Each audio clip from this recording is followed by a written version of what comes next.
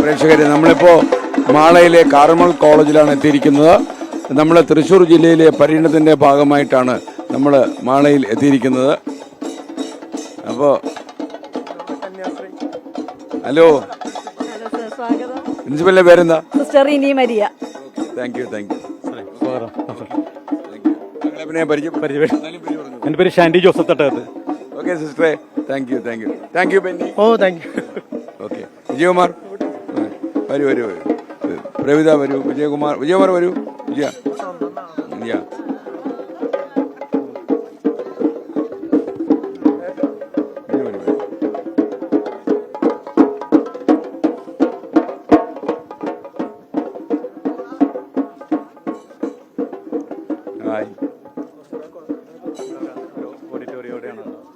അവിടെയാണ്.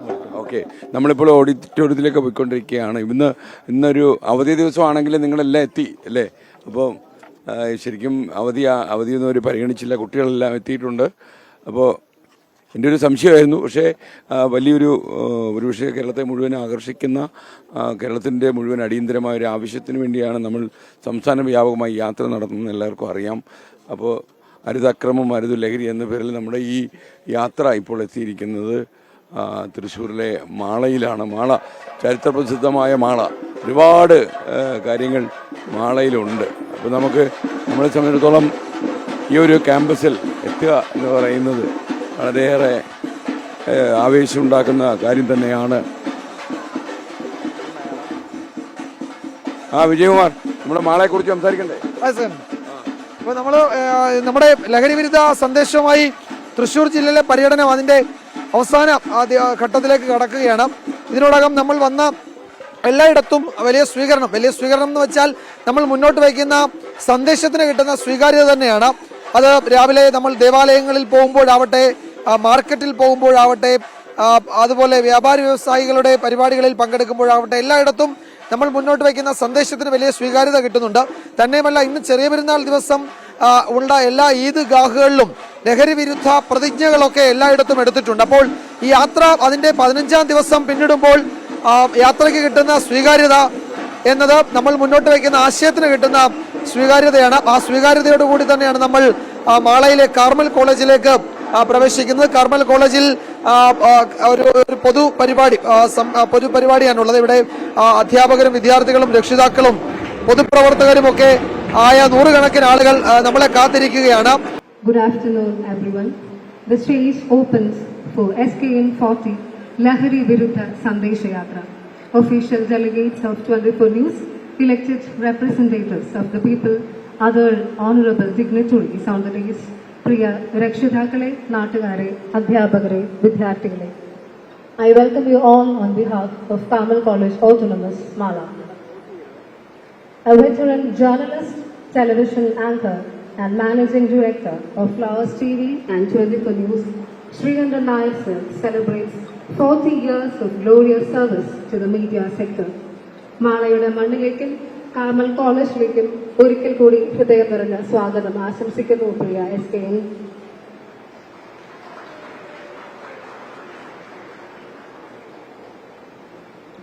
Mala press club president Shanthi സാറിനെ വേദിയിലേക്ക് കയറിയിരിക്കാൻ വേണ്ടി അഭ്യർത്ഥിക്കുന്നു. As a token of gratitude, we would like to present a memento to you, SKN. ഉപഹാരം സമർപ്പിക്കുന്നതിനും സദസ്സിനെ അഭിസംബോധന ചെയ്ത് സംസാരിക്കുന്നതിനുമായി Carmel college autonomous principal in charge reverend doctor sister Vini Raphael CMCയെ സ്നേഹപൂർവ്വം ക്ഷണിക്കുന്നു.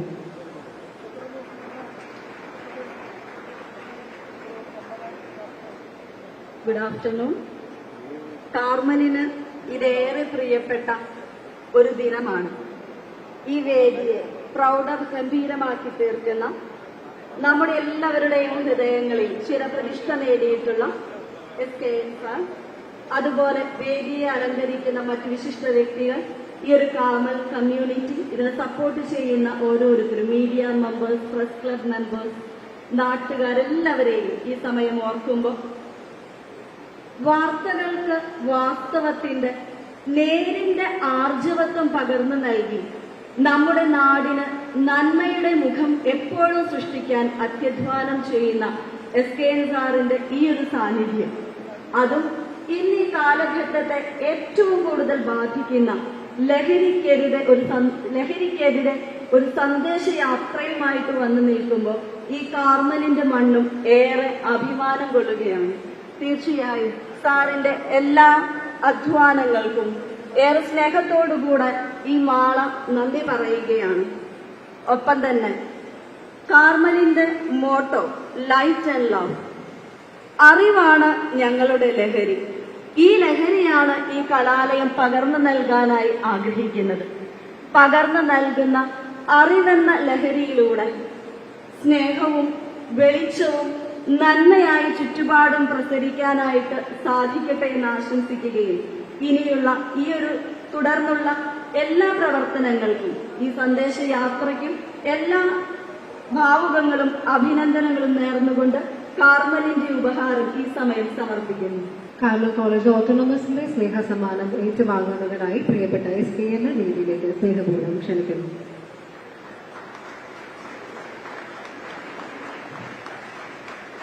SKN നമ്മുടെ കോളേജിലെ ഫസ്റ്റ് MA ഇംഗ്ലീഷ് വിദ്യാർത്ഥിനിയായ അഫ്ര ഷെരീഫ് വരച്ച ചിത്രമാണ് അവർക്കിപ്പം സമർപ്പിക്കുന്നത്. As a representative of the love and gratitude from the entire student community of Carmel College Autonomous, thank you so much SK, thank you so much sister.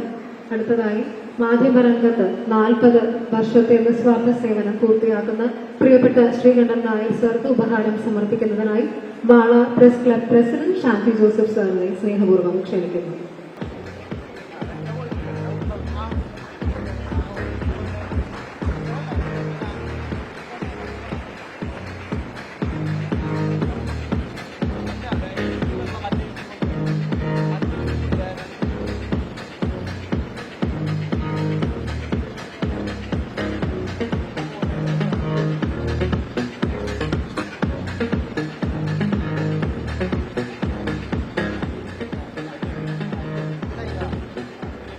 നമ്മുടെ official function നമ്മളിവിടെ wind up ചെയ്യാനാണ് നമ്മൾ ഉദ്ദേശിക്കുന്നത്. The stage is all over to you, SKN, please.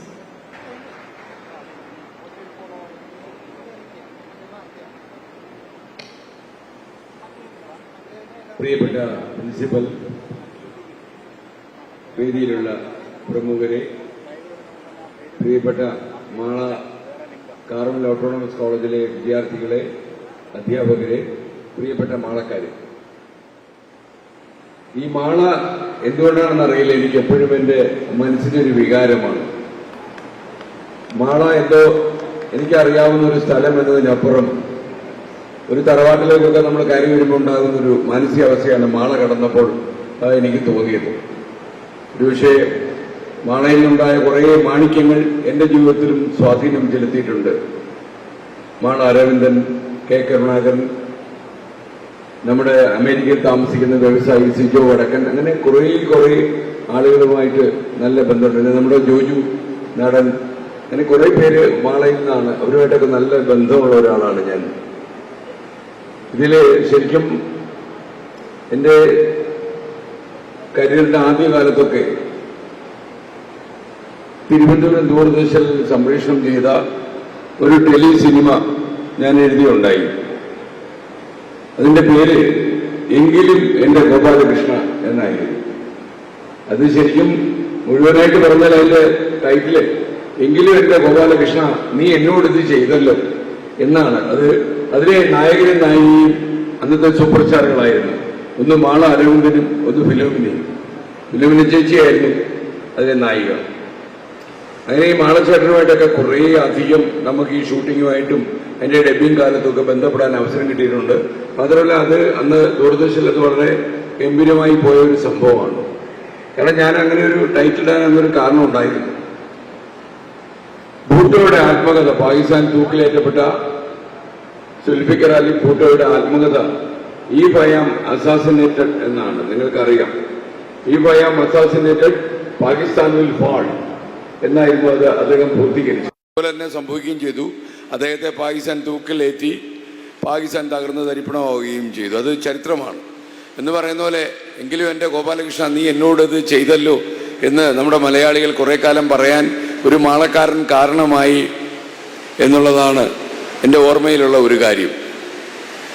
Sijo വടക്കൻ നമ്മുടെ സ്ഥാപനവുമായിട്ടൊക്കെ വളരെ അടുത്ത ബന്ധമുള്ള ആളാണ്. അമേരിക്കയിലെ ഫ്ലവേഴ്സിൻ്റെ പ്രവർത്തനത്തിലൊക്കെ മുൻനിരയിലുള്ള ആളാണ് സിജോ വടക്കൻ. മാത്രമല്ല നമ്മുടെ ഫ്ലവേഴ്സ് ടോപ്പ് സിംഗർ നിങ്ങൾക്കറിയാം, എല്ലാ ദിവസവും രാത്രി 7 മണിക്ക് ഫ്ലവേഴ്സിൽ സംപ്രേഷണം ചെയ്യുന്ന കുട്ടികളുടെ സംഗീത പരിപാടിയാണത്. ആ പരിപാടിയിൽ അതിൽ പങ്കെടുത്ത 20 കുട്ടികൾക്ക് പോസ്റ്റ് ഗ്രാജുവേഷൻ കോഴ്സ് വരെ പഠിക്കാൻ 20 ലക്ഷം രൂപ വരെ സ്കോളർഷിപ്പ് നൽകുന്ന ഒരു സമാന പദ്ധതി നമ്മളൊരിക്കൽ ഏർപ്പെടുത്തിയിരുന്നു. അതിലൊരു കുട്ടിയുടെ സ്കോളർഷിപ്പ് സിജോ വടക്കനാണ് ഏറ്റെടുത്തത്. കുറച്ച് കൂടുതൽ കുട്ടികൾ ഏറ്റെടുത്തത് നമ്മുടെ മുംബൈയിലെ ജ്യോതി ലാബിൻ്റെ ചെയർമാനായിരിക്കുന്ന ശ്രീ ഉജാല രാമചന്ദ്രൻ സാറായിരുന്നു. അപ്പം അങ്ങനെ കുട്ടികൾക്ക് പഠിക്കാൻ പൈസ കിട്ടുന്നൊരു പരിപാടിക്ക് ഈ മാളക്കാരൻ കാരണമായിട്ടുണ്ട് എന്നുകൂടി ഞാൻ ഓർമ്മപ്പെടുത്തുന്നു. അങ്ങനെ മാളയുടെ പിന്നെ കെ കരുണാകരൻ നിങ്ങൾക്കറിയാം, ഒരുപാട് കാലം അദ്ദേഹത്തിന് മാള എന്ന് പറഞ്ഞാൽ ഒരു വികാരമാണ്. അത് അദ്ദേഹവുമായിട്ട് ബന്ധപ്പെടുന്ന ആളുകൾക്കൊക്കെ മനസ്സിലാവുകയും ചെയ്തു. നമ്മുടെ പി ജെയിംസൊക്കെ കെ കരുണാകരനുമായിട്ട് അടുത്ത ബന്ധമുണ്ടായിരുന്ന ആളാണ്. അപ്പോൾ നമ്മൾ ഇന്നിപ്പോൾ യഥാർത്ഥത്തിൽ എന്നെ ഏറ്റവും സന്തോഷിപ്പിച്ചത് ഈ കോളേജിന് ഇന്ന് അവധിയാണെന്ന് എനിക്കറിയാം. ഇന്ന് പൊതു അവധിയാണ് കേരളത്തിൽ. ഈ അവധി ദിവസവും ഇത്രയധികം കുട്ടികൾ ഇവിടെ വന്നു. നിങ്ങൾക്കൊരു ബിഗ് സല്യൂട്ട്. അധ്യാപകർ സാധാരണ മാനേജ്മെൻറ്റ് പറഞ്ഞു കഴിഞ്ഞാൽ കോളേജിൽ വരാൻ വിധിക്കപ്പെട്ടവരാണ്. അതേസമയം കുട്ടികളാണെങ്കിൽ ഇങ്ങനെ ഒരു സർക്കുലർ അയച്ച് നിങ്ങൾ ഈ അവധി ദിവസം കോളേജിൽ വരണമെന്ന് പറഞ്ഞാൽ പോകില്ലേ എന്ന് പറഞ്ഞിട്ട് അവർ തലമിടാൻ സാധ്യതയുണ്ട്. അപ്പോൾ ഒരു പുല്ലും പറയാതെ നല്ല പുല്ലുകളാണ് അന്ന് തെളിയിച്ച് നിങ്ങൾ ഈ കോളേജിലെത്തിയത്. വളരെ സന്തോഷം. കാരണം നിങ്ങളെ ബാധിക്കുന്ന ഏറ്റവും വലിയൊരു പ്രശ്നവുമായിട്ടാണ് ഞങ്ങൾ ഈ യാത്ര തുടങ്ങിയത്. തിരുവനന്തപുരത്ത് നമ്മൾ 30 ദിവസങ്ങൾ നീണ്ടുപോകുന്ന 14 ജില്ലകളിലെ മിക്ക താലൂക്കുകളും ടച്ച് ചെയ്തു പോകുന്ന ഒരു യാത്ര നമ്മൾ ആരംഭിച്ചതിനൊരു കാരണമുണ്ട്. കേരളം ഒരിക്കലും കണ്ടിട്ടില്ലാത്ത രീതിയിൽ കേരളത്തിൽ മയക്കുമരുന്നിൻ്റെ സ്വാധീനം വർദ്ധിക്കുന്നു എന്നുള്ളതാണ് ഏറ്റവും പ്രധാനപ്പെട്ട കാര്യം. നമ്മൾ മനസ്സിലാക്കിയതിനേക്കാൾ എത്രയോ വളരെ മോശമായൊരു സാഹചര്യം കേരളത്തിൽ ഇന്ന് നിലനിൽക്കുന്നു എന്നതാണ് യാഥാർത്ഥ്യം. ഞാൻ വിചാരിച്ചതിനേക്കാൾ ഒരു 300 ഇരട്ടി രാസലഹരി കേരളത്തിൻ്റെ പല ഭാഗങ്ങളിലും പ്രചരിക്കുന്നു. ഞങ്ങൾ കടന്നു വന്ന വഴികളിലെ ഒരു പഞ്ചായത്തിൽ പോലും ഈ രാസലഹരി ഉപയോഗിക്കാത്ത ഒരാളില്ലാത്ത പഞ്ചായത്തില്ല. ഏതെങ്കിലും ഒരാളുണ്ടാകും. മാത്രമല്ല ചെറിയ കുട്ടികൾ 7ാം ക്ലാസ് മുതൽ 10ാം ക്ലാസ് വരെയൊക്കെ പഠിക്കുന്ന പ്രായമാകാത്ത കുട്ടികൾ, +2 വരെ പഠിക്കുന്ന കുട്ടികളൊക്കെ തന്നെ ഈ രാസലഹരിക്ക് അഡിക്റ്റായി കഴിയുന്നു. ഒരു കുട്ടി രാസലഹരിക്ക് അഡിക്റ്റായി അല്ലെങ്കിൽ MDMA ഉപയോഗിക്കുന്നു എന്ന് പറയുമ്പോൾ നമ്മളതിനെ ചെറുതായിട്ട് തള്ളിക്കളയരുത്. കാരണം ഈ കോളേജൊക്കെ എത്ര സമാധാനപരമായി പ്രവർത്തിക്കുന്ന കോളേജാണെന്ന് എനിക്കറിയാം. കാർമൽ എന്ന് പറഞ്ഞാൽ നമുക്ക് നമ്മുടെ ജീവിതമായിട്ടൊക്കെ ബന്ധമുള്ളൊരു കോളേജാണ്. എൻ്റെ മകൾ തന്നെ തിരുവനന്തപുരത്തെ കാർമൽ സ്കൂളിലാണ് വിദ്യാഭ്യാസം ചെയ്തത്. അതുകൊണ്ട് കാർമൽ എപ്പോഴും നല്ല സ്ഥാപനങ്ങളിൽ ഒന്നായിട്ട് കേരളത്തിന് പുറത്തും അറിയപ്പെടുന്ന സ്ഥാപനമാണ്.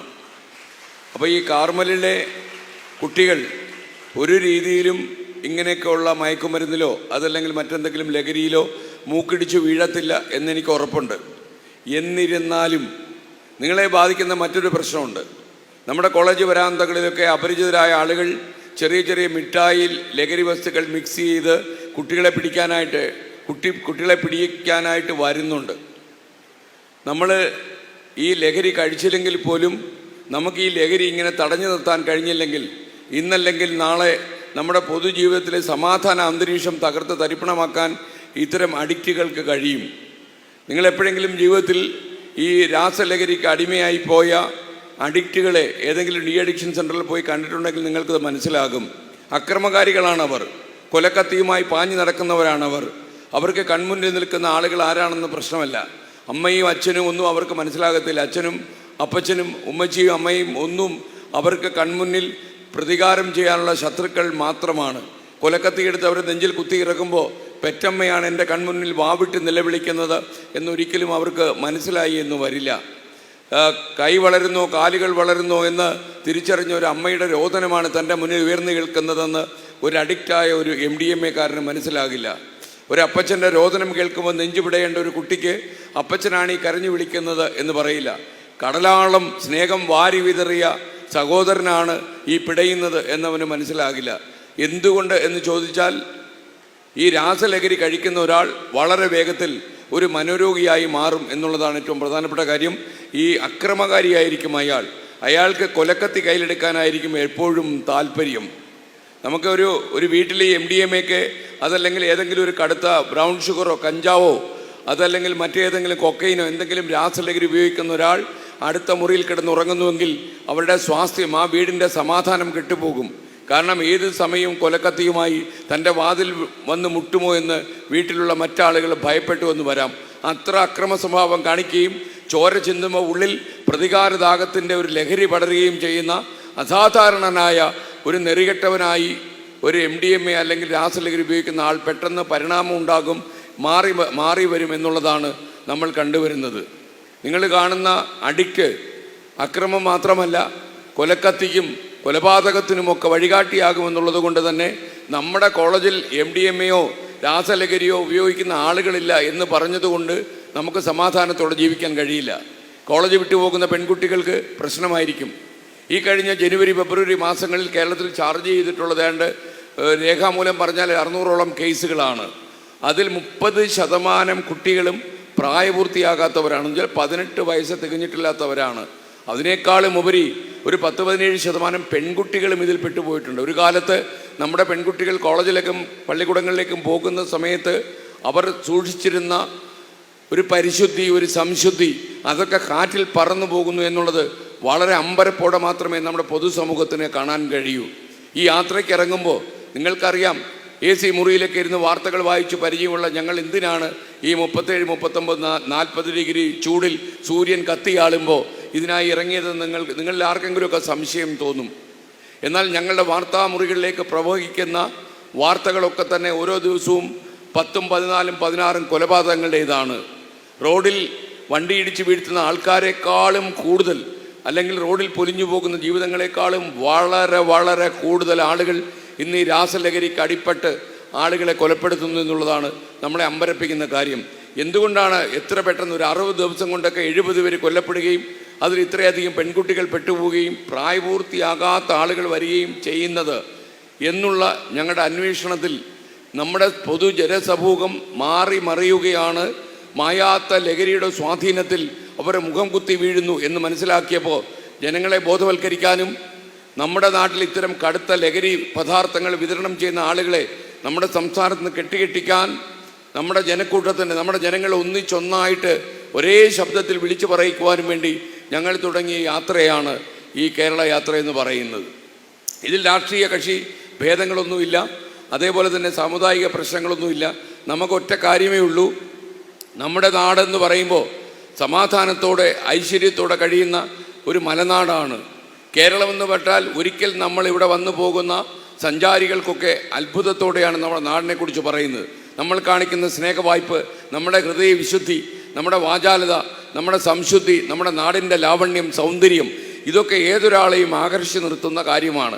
എന്നാൽ അതിൻ്റെയൊക്കെ കടയറുത്ത് വീഴ്ത്തുന്ന രീതിയിലുള്ള അക്രമകാരികൾ ജീവൻ വെച്ച് എഴുന്നേറ്റ് വരുന്നത് അത്ഭുതത്തോടെ, അമ്പരപ്പോടെ, ഒരല്പം പേടിയോടെ നമ്മൾ കാണുന്നു. വൈകുന്നേരം വീട്ടിന് പുറത്തു പോകുന്ന ഒരു മകൻ രാത്രി നേരം തിരിച്ചു വരുന്ന കോളിംഗ് ബെല്ലിൽ വിരലമർത്തുമ്പോൾ അമ്മയുടെ നെഞ്ചിൽ ഒരു ആളലാണ്, വല്ലാത്ത ഭയമാണ്. മകൻ്റെ കയ്യിൽ കടാരി ഉണ്ടാകുമോ, അതല്ല മകൻ മറ്റേതെങ്കിലും രീതിയിൽ തന്നെ പരിഗണിക്കുമോ എന്നുള്ള രീതിയിൽ. നിങ്ങൾക്കറിയുമെന്നറിയില്ല, ഇപ്പോൾ സ്കൂൾ ക്ലാസ്സുകളിലൊക്കെ തന്നെ അധ്യാപികമാർക്ക് സാരി ഉടുത്ത് പഠിപ്പിക്കുമ്പോൾ ഇത്തരം ലഹരി വസ്തുക്കൾ ഉപയോഗിക്കുന്ന ആളുകൾ വൃത്തികെട്ട കമൻറ്റുകൾ പറയുന്നു. ഇതൊന്നും കേരളീയ സമൂഹത്തിന് കേട്ടുകേഴ്വിയുള്ള കാര്യമല്ല. നമ്മളെ ആരാണ് സോഷ്യലൈസ് ചെയ്യുന്നത്? നമ്മളെ സമൂഹത്തിന് ആവശ്യമുള്ള മൂല്യങ്ങൾ മനസ്സിലാക്കുന്ന ഒരാളായിട്ട് ആരാണ് പഠിപ്പിക്കുക? ആദ്യം നമ്മുടെ വീടുകളിൽ സോഷ്യലൈസേഷൻ എന്ന പ്രക്രിയ നടക്കും. സമൂഹത്തിൻ്റെ മൂല്യങ്ങൾ മനസ്സിലാക്കി കൊടുക്കാനുള്ള താവളമായി വീട് മാറും. അത് കഴിയുമ്പോൾ ഒരു കുട്ടി പള്ളിക്കൂടത്തിലേക്ക് എത്തുമ്പോൾ പള്ളിക്കൂടത്തിലെ അധ്യാപകൻ റോൾ മോഡലാകും. ക്ലാസ് ടീച്ചർ അവൻ്റെ സോഷ്യലൈസേഷൻ പ്രോസസ്സിൽ അവനെ സമൂഹത്തിന് ആവശ്യമുള്ള വ്യക്തിയാക്കി മാറ്റുന്ന പ്രക്രിയയിൽ ഈ അധ്യാപകൻ നെടുനായകനായി മാറും. എന്നാൽ ഇന്ന് അധ്യാപകർക്ക് കുട്ടികളോട് ശാസനാരൂപത്തിൽ എന്തെങ്കിലും പറയാൻ കഴിയുമോ? കുട്ടികളെ എന്തെങ്കിലും കടുപ്പിച്ച് പറഞ്ഞാൽ വീട്ടിൽ നിന്ന് ശാസനകൾ വരും. അവരെ ചിലപ്പോൾ പോലീസിൽ കയറ്റും, കോടതി കയറ്റും എന്നുള്ളതാണ്. ഈ അടുത്ത കാലം പൊറുതിമുട്ടിയ കേരള ഹൈക്കോടതി അധ്യാപകരുടെ ചൂരൽ കയ്യിലെടുത്തോളാൻ പറഞ്ഞു. എനിക്ക് കോടതി പറയാത്തൊരു കാര്യം കൂടി പ്രിയപ്പെട്ടവരോട് പറയാനുണ്ട്. നിങ്ങൾ ചൂരൽ കയ്യിലെടുക്കണം. അമ്മമാർ ഏതൊക്കെ സ്ഥലത്ത് അനീതി കത്തിയാളുന്ന ഏതൊക്കെ സ്ഥലത്ത് അമ്മമാർ ചൂരൽ കയ്യിലെടുത്തിട്ടുണ്ടോ അവിടെ എല്ലാം സമാധാനം കൈവന്നിട്ടുണ്ടെന്ന് മാത്രമല്ല നെറികെട്ടവന്മാർ രംഗം വിട്ടുപോകാൻ കാരണമായിട്ടുണ്ട്. നമ്മുടെ സംസ്ഥാനത്ത് നമ്മുടെ കുട്ടികൾ, നമ്മുടെ ഏറ്റവും വലിയ ജീവിതത്തിലെ സമ്പാദ്യം, ഒരുപക്ഷെ നമുക്ക് ഭാവിയിൽ ആശ്രയിക്കാൻ കഴിയുന്ന ഒരു ബാല്യ ജനസമൂഹം, കുട്ടികൾ, അവരെ നമുക്ക് സംരക്ഷിക്കാൻ നിർത്തില്ലെങ്കിൽ പിന്നെ നമ്മുടെ ജീവിതത്തിൻ്റെ അർത്ഥം എന്താണ്?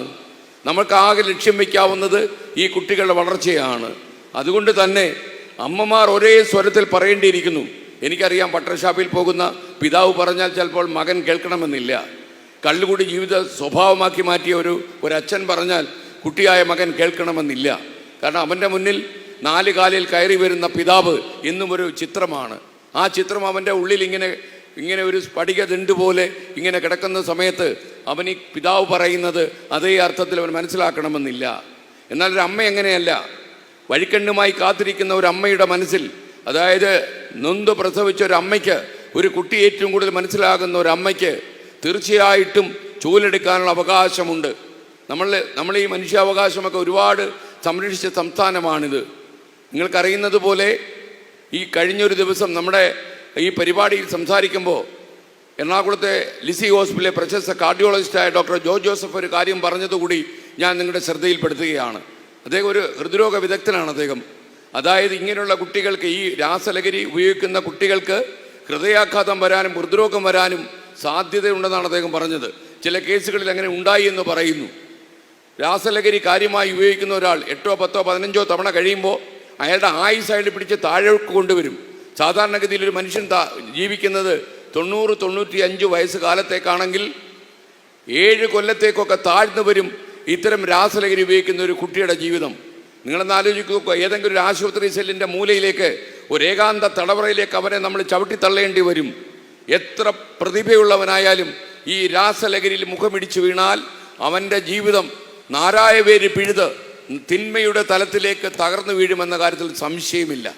7, 12 കൊല്ലം വരെ ജീവിക്കാനാണോ ഈ ചെറിയ മണ്ണിൽ 10, 85, 90 വർഷക്കാലം ജീവിക്കാൻ, ഗുണനിലവാരമുള്ളൊരു ജീവിതം നയിക്കാൻ ഭാഗ്യം കിട്ടിയ ഒരുവൻ തല്ലിക്കെടുത്തുന്നത്?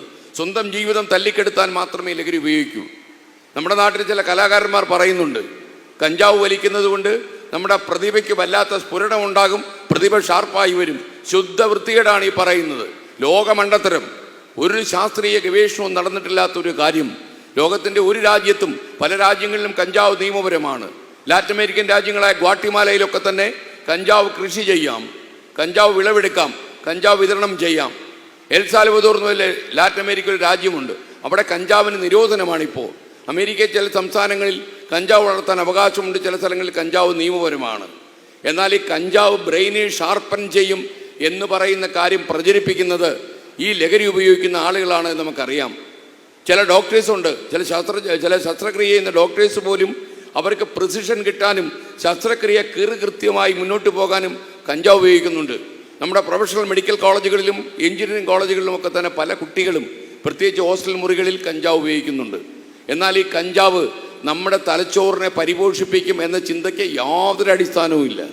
ഒരു രാജ്യത്ത് ഒരു ഗവേഷണ മുറിയിലും ഒരു പഠനശാലയിലും ഈ കാര്യം തെളിയിക്കപ്പെട്ടിട്ടില്ല. എന്നാൽ കഞ്ചാവ് ഒരു മനുഷ്യൻ്റെ ഊർജം ക്ലിയറായിട്ട് ചുരത്തിക്കളയും എന്ന കാര്യത്തിൽ സംശയമില്ല. അപ്പോൾ കഞ്ചാവിനോടും ഈ രാസലഹരിയോടും നോ പറയേണ്ട ആവശ്യമുണ്ട്. നമ്മൾ അക്രമകാരിയാകുമെന്ന് മാത്രമല്ല, നമ്മുടെ ജീവിതം മറ്റുള്ള ആളുകൾക്ക് അപകടകരമായ രീതിയിൽ വഴി പിരിയുമെന്ന കാര്യത്തിൽ സംശയമില്ല. നമ്മളൊക്കെ ഈ കോവിഡ് കാലത്തിന് ശേഷം 2021 ഈ രാസലഹരി നമ്മുടെ നാട്ടിൽ പ്രചരിക്കാൻ തുടങ്ങിയത്. നമ്മുടെ നാട്ടിൽ വന്ന അതിഥി തൊഴിലാളികൾ കുറച്ചാളുകളും, അതേപോലെ തന്നെ നമ്മുടെ നാട്ടിൽ പണം ഉണ്ടാക്കണമെന്ന ആർത്തിയിൽ ജീവിക്കുന്ന കുറേ ആളുകളും ബംഗളൂരു പോലെയുള്ള നഗരങ്ങളിലേക്ക് പോയിട്ട് ട്രെയിൻ വഴിയും ബസ് വഴിയും ഒക്കെ തന്നെ നമ്മുടെ നാട്ടിലേക്ക് ലഹരി കടത്തുകയാണ്. നമ്മുടെ ക്ലാസ് മുറികളിലൊക്കെ കടന്നു പോകുന്ന കുട്ടികളെയൊക്കെ കയ്യാട്ടി വിളിച്ച് അവർക്ക് മിഠായി കൊടുത്ത് അവരെ ഈ ലഹരിയിലേക്ക് കൂട്ടിക്കൊണ്ടുപോകുന്ന ഒരു സാധാരണ പതിവ് രീതിയാണ് ഇപ്പോൾ നടന്നു വരുന്നത്. നിങ്ങൾ എപ്പോഴും ശ്രദ്ധിക്കേണ്ട ഒരു കാര്യം, ഈ കാർമൽ എന്ന് പറയുന്ന ഈ മനോഹരമായ വിദ്യാഭ്യാസ സ്ഥാപനത്തിൽ ഏതെങ്കിലും ഒരു കുട്ടി MDMA കൈവശം വയ്ക്കുകയാണെങ്കിൽ ഈ സ്ഥലത്തേക്ക് പോലീസിനോ എക്സൈസ് ഡിപ്പാർട്ട്മെൻറ്റോ കടന്നു വരാൻ ഒരു പ്രിൻസിപ്പലിൻ്റെയും അനുമതി ആവശ്യമില്ല എന്ന് നിങ്ങൾ മനസ്സിലാക്കുക. കേരളത്തിലെ അസാധാരണ സാഹചര്യം നിലനിൽക്കുന്നത് കൊണ്ട് തന്നെ കോളേജ് പ്രിൻസിപ്പലിൻ്റെ നിയന്ത്രണമില്ലാതെ, അവരുടെ അനുമതിയില്ലാതെ ഏത് സ്ഥലത്തേക്കും കടന്നു ചെല്ലാൻ പോലീസിന് ഇപ്പോൾ അനുമതി കിട്ടിയിട്ടുണ്ട്. ഞാൻ തന്നെ മുഖ്യമന്ത്രിയോട് സംസാരിക്കുമ്പോൾ ഞാൻ അദ്ദേഹത്തോട് പറഞ്ഞു, അങ്ങയുടെ ജീവിതകാലത്തെ ഏറ്റവും വലിയ വെല്ലുവിളി കോവിഡിന് ശേഷം അങ്ങയ്ക്കിതാണ്. കേരളത്തിൽ പടർന്ന് പ്രചരിക്കുന്ന ഈ മാഫിയ സംഘത്തിൻ്റെ വേരറക്കാൻ അങ്ങയ്ക്ക് കഴിഞ്ഞില്ലെങ്കിൽ ഒരുപക്ഷെ കേരളത്തിലെ പൊതുസമൂഹം ഏത് രീതിയിൽ പ്രതികരിക്കുമെന്ന് നമുക്ക് പറയാൻ കഴിയില്ല. മുഖ്യമന്ത്രി പറഞ്ഞിട്ടുണ്ട്, ഈ ഏപ്രിൽ 20 നമ്മുടെ ഈ യാത്ര കാസർഗോഡ് അവസാനിക്കുമ്പോൾ നമ്മൾ മുഖ്യമന്ത്രിക്ക് സമർപ്പിക്കാൻ വേണ്ടി ഒരു പ്രബന്ധം തയ്യാറാക്കുന്നുണ്ട്. നിങ്ങൾക്ക് വേണമെങ്കിൽ PhD തീസിസ് പോലെ സംശുദ്ധിയോടെ കാണാൻ കഴിയുന്ന ആഴത്തിൽ അഗാധതയോടെ ആധികാരികമായി പഠിച്ച ഒരു റിപ്പോർട്ട് തയ്യാറാക്കാൻ ഞങ്ങളുടെ ഗവേഷണ സംഘം ഈ യാത്രയിലുടനീളം ഞങ്ങൾക്കൊപ്പം ഉണ്ട്. ഞങ്ങൾ 2 ഭാഗമായിട്ട് ഈ ഗവേഷണ പ്രബന്ധത്തിൽ തിരിച്ചിരിക്കുകയാണ്. ഒരു പ്രബന്ധം ഞങ്ങൾക്ക് ജനങ്ങൾക്കോട് പറയാൻ പറ്റുന്നതും ഏത് മന്ത്രിക്ക് നൽകാൻ കഴിയുന്നതുമായ പൊതുവിലുള്ള കാര്യങ്ങൾ പറയുന്ന 1-ാം ഭാഗം. അതിൻ്റെ 2-ാം ഭാഗം എന്ന് പറയുന്നത് കേരളത്തിൽ ഇത്തരം ലഹരി വ്യാപിപ്പിക്കാൻ കാരണമാകുന്ന നേതാക്കന്മാരുണ്ടെങ്കിൽ അവരുടെ പേര് വിവരങ്ങൾ, ഈ ഒളിവിടങ്ങൾ എവിടെയൊക്കെയാണ് ഇത് സൂക്ഷിച്ചു വെച്ചിരിക്കുന്നത്, കേരളത്തിലെ ഏത് പ്രദേശങ്ങളൊക്കെയാണ് ട്രബിൾഡ് സ്പോട്ടായി മാറിയിട്ടുള്ളത്, ഉറവിടങ്ങൾ നമ്മൾ തകർത്ത് തരിപ്പണമാക്കേണ്ട ഉറവിടങ്ങൾ എവിടെയാണ്, ഏതൊക്കെ പള്ളിക്കൂടങ്ങളിലും സ്കൂളുകളിലും കോളേജുകളിലുമാണ് ഈ ഹോസ്റ്റൽ മുറികളിൽ ഇത് വിൽക്കുന്ന സ്ഥലങ്ങളുള്ളത്, അവിടേക്ക് പോലീസ് അനുഷ്ഠിക്കേണ്ട കാര്യങ്ങൾ എന്തൊക്കെയാണ്. കേരളത്തിലെ മുഖ്യമന്ത്രിക്ക് ആഭ്യന്തരമന്ത്രി എന്ന നിലയിൽ മാത്രം നൽകുന്ന, പുറത്ത് ഞങ്ങൾ കാണിക്കാത്ത ഒരു കോൺഫിഡൻഷ്യൽ രേഖയായിരിക്കും ഈ പ്രബന്ധത്തിൻ്റെ 2-ാം ഭാഗം. പ്രതിപക്ഷ നേതാവ് VD സതീശൻ്റെ സാന്നിധ്യത്തിൽ തിരുവനന്തപുരത്ത് സംഘടിപ്പിക്കുന്ന ഒരു കോൺക്ലേവിൽ ഞങ്ങൾ ഇത് മുഖ്യമന്ത്രിക്ക് കൈമാറും. അതേസമയം അദ്ദേഹവുമായി നടത്തിയ അഭിമുഖത്തിന് ശേഷം, നമ്മുടെ ഈ യാത്ര ആരംഭിച്ചതിന് ശേഷം അഭൂതപൂർവമായ ജനങ്ങളുടെ പ്രതികരണവും, ജനങ്ങളെല്ലാം തന്നെ, അമ്മമാരെല്ലാം തന്നെ ആറന്മുള ക്ഷേത്രനടയിൽ നിന്ന് ഒരു പെറ്റമ്മ ആകാശം കേൾക്കെ വിളിച്ചു പറഞ്ഞ ചില വാക്കുകളൊക്കെ ഓരോ ആളിൻ്റെയും മനസ്സിൽ കിടന്നിങ്ങനെ വെടി പൊട്ടുന്നത് പോലെ പൊട്ടുന്നത് കൊണ്ടാണോ എന്നറിയില്ല. കേരളത്തിൽ എക്സൈസ് സംഘം, പോലീസ് സംഘവും വളരെ സജീവമായി റെയ്ഡുകൾ നടത്തുകയാണ്. പല പൊന്നാപുരം കോട്ടയിലേക്കും ഇപ്പോൾ കടന്നു ചെല്ലുന്നു അവർ. നിങ്ങൾക്കറിയാം, കളമശ്ശേരി പോളിടെക്നിക് കോളേജിൽ വിദ്യാർത്ഥികൾ തന്നെ കഞ്ചാവ് കച്ചവടക്കാരായി മാറി. കഞ്ചാവ് വലിക്കാൻ വേണ്ടി മാത്രം വാങ്ങിയതല്ല, 2 കിലോ കഞ്ചാവ് പല സ്ഥലങ്ങളിൽ വിതരണം ചെയ്യാനുള്ള പട്ടിക വാട്സപ്പിലുണ്ടായിരുന്നു. കേരളത്തിലെ ചില പ്രധാനപ്പെട്ട സീനിയർ കോളേജുകളിലൊക്കെ തന്നെ ഇത്തരം ഇടിമുറികളും ഹോസ്റ്റൽ മുറികളും ഉണ്ടെന്ന് നമ്മൾ മനസ്സിലാക്കുന്നു. ഈ ഹോസ്റ്റൽ മുറികളിലെ കോട്ടകൾ തകർത്ത് നമ്മുടെ പോലീസിനും എക്സൈസിനും അവിടെ കടന്നു ചെല്ലാൻ കഴിയണം. കാര്യം നമ്മളെല്ലാം നശിപ്പിച്ചാലും നമ്മുടെ കോളേജ് ഹോസ്റ്റലുകളിൽ ഈ മാരകമായ ലഹരി അവശേഷിക്കുന്നുവെന്നാൽ ഈ നാടിന് തന്നെ നാണക്കേടാണ്. നമ്മുടെ സ്വാസ്ഥ്യം കെട്ടുപോകുമെന്ന് മാത്രമല്ല, പുതിയ തലമുറയെ കശക്കേറിയുന്ന, അവരുടെ ഭാവി ജീവിതം ചുരുത്തിക്കളയുന്ന, എന്നേക്കുമായി അവരുടെ ജീവിതം തകർന്ന് തരിപ്പണമായി പോകുന്ന ഒരു സാഹചര്യത്തിലേക്ക് കുട്ടികളെ ഉന്തിത്തള്ളി വിടുന്ന ഒരു കാലം ഉണ്ടാകാതിരിക്കാൻ നമുക്ക് ഈ ഒളിവിടങ്ങളിൽ ബോംബിട്ടേ പറ്റൂ. ബോംബിടുക എന്ന് ഞാൻ ഉദ്ദേശിച്ച പോലീസ് കടന്നു ചെന്നാൽ മതി. അക്രമത്തിന് പ്രേരിപ്പിക്കാൻ വേണ്ടിയല്ല ഞാൻ നിങ്ങളോട് സംസാരിക്കുന്നത്. നമ്മൾ ഗാന്ധിസത്തിൻ്റെയും സമാധാനത്തിൻ്റെയും വാക്കുകളിൽ പറഞ്ഞാൽ ഇത്തരം ലഹരി വ്യാപനം നടത്തുന്ന ചേട്ടന്മാർക്ക് മനസ്സിലാകത്തില്ല. അവിടെ ഒരു പോലീസ് മുറയെ പറ്റൂ. പ്രോപ്പഗൻഡയും പ്രചാരവേലയും എക്സൈസും പോലീസും നിർത്തിയാലും അത് നമ്മൾ ഏറ്റെടുക്കും. നിങ്ങൾക്കറിയുന്നത് പോലെ നമ്മൾ പ്രക്ഷേപണം ചെയ്യുന്ന സമയത്തിന് ഏതാണ്ട് 30% സമയം ഇപ്പോൾ ഈ ലഹരി വ്യാപനത്തിനെതിരായി നമ്മൾ ചെലവാക്കുകയാണ്. ഒരു വാണിജ്യ സ്ഥാപനം കൂടിയായ ഒരു മീഡിയയ്ക്ക് താങ്ങാൻ പറ്റുന്നതല്ല അത്. എന്നിരുന്നാലും ഞങ്ങൾ ഈ ദൗത്യം ഏറ്റെടുത്തിരിക്കുകയാണ്. ഞങ്ങൾക്കറിയാം, കേരളത്തിൽ ഞങ്ങളെ കാണുകയും കേൾക്കുകയും ചെയ്യുന്ന സമൂഹത്തിനോട് പ്രതിബദ്ധതയുള്ളൊരു മാധ്യമ സ്ഥാപനം എന്ന നിലയിൽ ഞങ്ങളുടെ വാക്കുകൾ നിങ്ങൾ വിലമതിക്കുന്നുണ്ടെന്ന് ഞങ്ങൾക്കറിയാം. അതുകൊണ്ട് ഓരോ ജില്ലയിലും അഭൂതപൂർവമായ പ്രതികരണവുമായി പ്രത്യേകിച്ച് അമ്മമാർ മുന്നോട്ട് വരുന്നു. അമ്മമാരുടെ വാക്കുകൾ ഞങ്ങളെ ആവേശം കൊള്ളിക്കുന്നു. ഈ നാടിൽ പോലീസ് സ്റ്റേഷനിലേക്ക് ഫോൺ ചെയ്യാൻ പേടിയുണ്ടായിരുന്ന അമ്മമാർ നേരിട്ട് SHOമാരെ ഫോണിൽ വിളിക്കുന്നു, അവരോട് കാര്യങ്ങൾ പറയുന്നു. നമ്മുടെ പോലീസ് സേന നല്ല ഒന്നാന്തരം പോലീസ് സേനയാണ് കേരളത്തിലുള്ളത്. നല്ല എക്സൈസ് വിഭാഗം നമുക്കുണ്ട്. രാഷ്ട്രീയ ഇടപെടലില്ലെങ്കിൽ ഈ ഒളിവിടങ്ങളും ഈ ഉറവിടങ്ങളും നശിപ്പിക്കാൻ അവർക്ക് കഴിയും. കേരളത്തിന് പുറത്തുള്ള ഉറവിടങ്ങളിലേക്ക് പോലും യാത്ര ചെയ്യാൻ കഴിയുന്ന നല്ല മിടുക്കരായ പോലീസ് ഉദ്യോഗസ്ഥന്മാർ നമുക്കുണ്ട്. വെളിയിലിരുന്ന് ഈ നാടിൻ്റെ സമാധാനം കെടുത്തുന്ന വിധ്വംസക ശക്തികളുടെ ഉറവിടങ്ങൾ അന്വേഷിച്ച് കണ്ടെത്ത് അവൻ്റെ നാരായ പേര് പിഴുതെടുത്ത് കേരളത്തിലേക്ക് മടങ്ങി വരാൻ കഴിയുന്ന നല്ല പോലീസ് ഓഫീസർമാരുള്ള സംസ്ഥാനമാണ് കേരളം. അവർക്ക് ഞാനൊരു പോലീസ് ഓഫീസറോട് ഈ യാത്രക്കിടയിൽ പറഞ്ഞത്, നിങ്ങൾക്ക് അപൂർവമായി ലഭിച്ചൊരു ലൈസൻസാണിത്. നമ്മുടെ നാടിനോടുള്ള കൂറും നമ്മുടെ നാടിനോടുള്ള റെസ്പോൺസിബിലിറ്റിയും ഉത്തരവാദിത്വവും നിങ്ങൾക്ക് കാണിക്കാൻ നിങ്ങൾ ഈ ലൈസൻസ് ഉപയോഗിക്കണം. അടുത്ത 3 മാസം കഴിയുമ്പോൾ ചിലപ്പോൾ നിങ്ങൾക്ക് ഈ ലൈസൻസ് ഉപയോഗിക്കാൻ കഴിഞ്ഞെന്ന് വരില്ല. 90 ദിവസങ്ങൾ കൊണ്ട് ഇവരുടെ ഈ ലഹരി മാഫിയ സംഘങ്ങളുടെ കടയറുത്ത് വീഴ്ത്തുകയും കേരളത്തിലെ മലയാളികൾ ഈ ലഹരി വിൽക്കാൻ അവർ സാഹചര്യം ഒരുക്കുന്നെങ്കിൽ ഈ മലയാളികളൊക്കെ, അതായത് ലഹരി വിൽപ്പനക്കാരായ മലയാളികൾ MDMA കച്ചവട ചരക്കാക്കി പണമുണ്ടാക്കണമെന്നുള്ള ഒറ്റ താല്പര്യത്തിൽ പ്രവർത്തിക്കുന്ന ആളുകളുണ്ടെങ്കിൽ അവർ കേരളം വിട്ടുപോകണം എന്നിവിടുത്തെ അമ്മമാരും ഇവിടുത്തെ മാതാപിതാക്കളും പൊതുസമൂഹവും വിളിച്ചു പറയുന്നൊരു സാഹചര്യം ഉണ്ടാകണമെന്നാണ് ആഗ്രഹം. പറ്റുമെങ്കിൽ ഏപ്രിൽ 20-ാം തീയതി തന്നെ ഏറ്റവും അവസാനത്തെ MDMA-കാരനെ നമ്മൾ കുഴിച്ചു മൂടണം. ഞാൻ പറയുന്നത് കഴിക്കുന്നവരെ കുറിച്ചല്ല, ഇത് വിൽപ്പന നടത്തുന്ന ആളുകൾ. കഴിക്കുന്നവരോട് പ്രതികാരം പാടില്ല നിങ്ങൾക്ക്. കാരണം ഇന്ത്യയിലിപ്പോൾ അല്ലെങ്കിൽ കേരളത്തിലിപ്പോൾ ഒരു മണിക്കൂറിൽ 10, 13, 14 പേർ MDMA-ക്ക് അഡിക്റ്റ് ആയിക്കൊണ്ടിരിക്കുക, രാസലഹരി കഴിച്ചുകൊണ്ടിരിക്കുക ആൾക്കാർ. അപ്പോൾ ഒരു ദിവസം ഏതാണ്ട് 10-300 ആളുകൾ ചിലപ്പോൾ ഇതിൻ്റെ അഡിക്റ്റായി മാറും. ഒരു 3 മാസം അങ്ങനെ ആളുകൾ ഉണ്ടായാൽ എത്ര പേരും നിങ്ങൾ കണക്കൂട്ടി എടുക്കുക. അതുകൊണ്ട് നമുക്ക് ഒരു മിനിറ്റ് പോലും ഇനി താമസിക്കാൻ കഴിയില്ല. അമ്മമാർക്ക് കണ്ണീരായി മാറരുത് നമ്മുടെ കുട്ടികൾ. അച്ഛന്മാർക്ക് കേട്ടാൽ പേടിയാകുന്ന ഭീകര സ്വരൂപമായി കുട്ടികൾ മാറരുത്. അതുകൊണ്ട് തന്നെ ഏറ്റവും കടുത്ത ഈ നമ്മുടെ കഴിഞ്ഞ കുറച്ചധികം കോവിഡിന് ശേഷം ഇത്രയും വലിയൊരു പ്രശ്നം നമ്മുടെ സമൂഹത്തെ നേരിട്ടിട്ടില്ല. ഞങ്ങൾ മനസ്സിലാക്കിയതിനേക്കാളും വലിയ അപകട വഴിയിലൂടെയാണ് ഈ കൊച്ചു കേരളം കടന്നു പോകുന്നത്. എന്തുകൊണ്ട് ഈ അവബോധം നമ്മുടെ ആളുകൾക്ക് ഉണ്ടാക്കാനും പ്രത്യേകിച്ച് ചെറുപ്പക്കാരെയാണ് ഇത് ഫോക്കസ് ചെയ്യുന്നത് എന്നതുകൊണ്ട് കുട്ടികളോടും നമ്മുടെ കോളേജിൽ പഠിക്കുന്ന ആളുകളോടും അമ്മമാരോടും അധ്യാപകരോടും നമ്മൾ ഈ കാര്യം പറയാനും നമ്മുടെ കുട്ടികളെ നേർവഴിക്ക് പിടിച്ച് നടത്താൻ കഴിയുന്ന അയലത്തുകാരന് ഒരു കൈത്താങ്ങ് നൽകാൻ കഴിയുന്ന ജനസമൂഹത്തോട് നമ്മൾ അപൂർവമായൊരു പ്രതിസന്ധിയുടെ നാൽക്കവലയിൽ നിൽക്കുകയാണ്. അയലത്തുകാരനോട് ചെറിയ ചെറിയ പിണക്കങ്ങളുണ്ടെങ്കിൽ ആ പിണക്കങ്ങളെല്ലാം മാറ്റിവെച്ച് സംഘബലം കൊണ്ട്, അതെ സംഘടിത ശക്തി കൊണ്ട്, ഒരേ ശബ്ദത്തിൻ്റെ സാധ്യതകൾ കൊണ്ട് നമ്മൾ ഈ രാസലഹരിക്ക് അറുതി വരുത്തണം എന്ന് അതിശക്തമായ വാക്കുകളിൽ ഞാൻ പ്രിയപ്പെട്ട എൻ്റെ മാളക്കാരോട് ആവശ്യപ്പെടുകയാണ്. ഈ ഒരുപക്ഷെ എൻ്റെ വാക്കുകൾ ഞാൻ അവസാനിപ്പിക്കുമ്പോൾ ഇന്നല്ലെങ്കിൽ നാളെ ഒരു നല്ല പ്രഭാതം ഈ മണ്ണിൽ പൊട്ടിവിടരുമെന്ന പ്രതീക്ഷ എനിക്കുണ്ട്.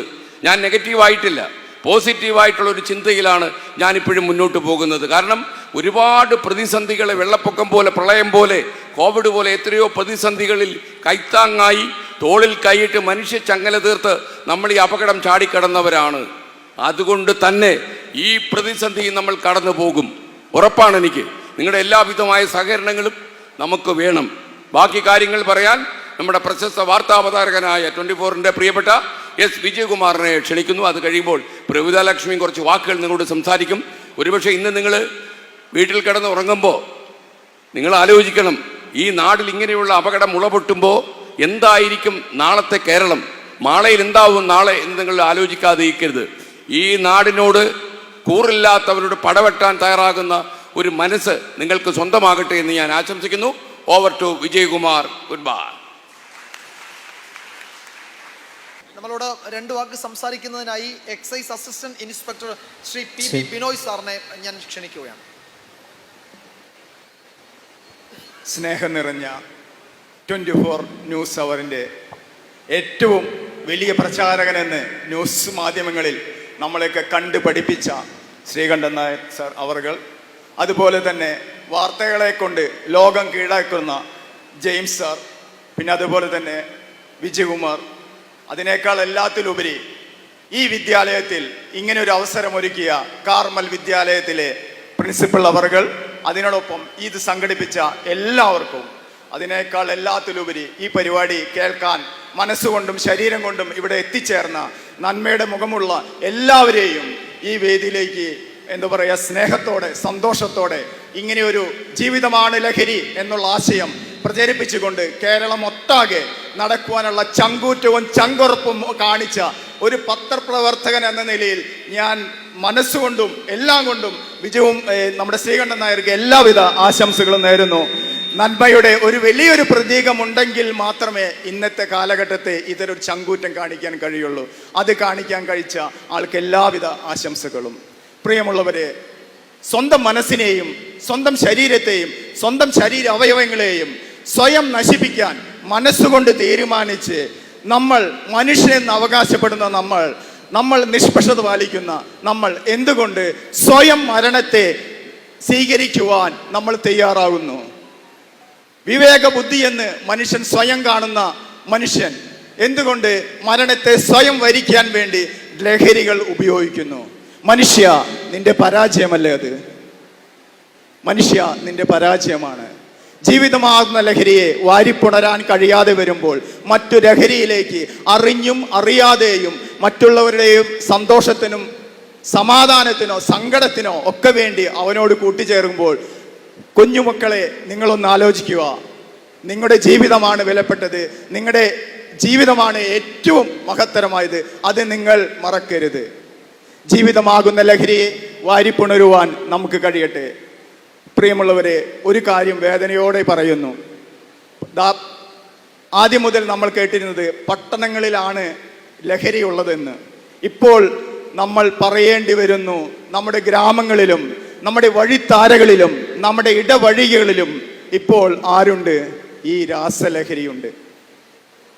ഈ രാസലഹരിയെ എതിർക്കുവാൻ, മാറ്റി നിർത്തുവാൻ നമ്മൾ ആഗ്രഹിക്കുന്നത് പലപ്പോഴും ഗ്രാമങ്ങളിലുള്ള എല്ലാ കൂട്ടായ്മകളെയും, എല്ലാ വിഭാഗം ജനങ്ങളെയും, എല്ലാ തരത്തിലുള്ള സമർത്ഥമായ ഒരു സുന്ദരമായ ഗ്രാമ സ്വപ്നം കാണുന്ന എല്ലാവരുടെയും പിന്തുണയുണ്ടെങ്കിൽ തീർച്ചയായിട്ടും ഈ ലഹരിയെ ഈ സമൂഹത്തിൽ നിന്ന് മാറ്റി നിർത്താൻ കഴിയും. അതിന് എല്ലാവരുടെയും പിന്തുണ ആവശ്യമാണ്. നിങ്ങളുടെ എവരുടെയും പിന്തുണയും സഹകരണവും ഈ മഹനീയമായ ഈ ഒരു ഇതിന് ആവശ്യമാണ് എന്ന് പറയാൻ ആഗ്രഹിക്കുന്നു. പ്രിയമുള്ള മാളക്കാരെ, നിങ്ങൾക്കറിയാം, നമ്മുടെ ശ്രീകണ്ഠൻ നായർ പറഞ്ഞ പോലെ തന്നെ അമ്മയുടെ വിഷമം കണ്ടു മറന്നുപോയ ഒരു ടൗണാണ് മാള. ഞാനൊന്നും ഓർമ്മിപ്പിക്കുന്നില്ല.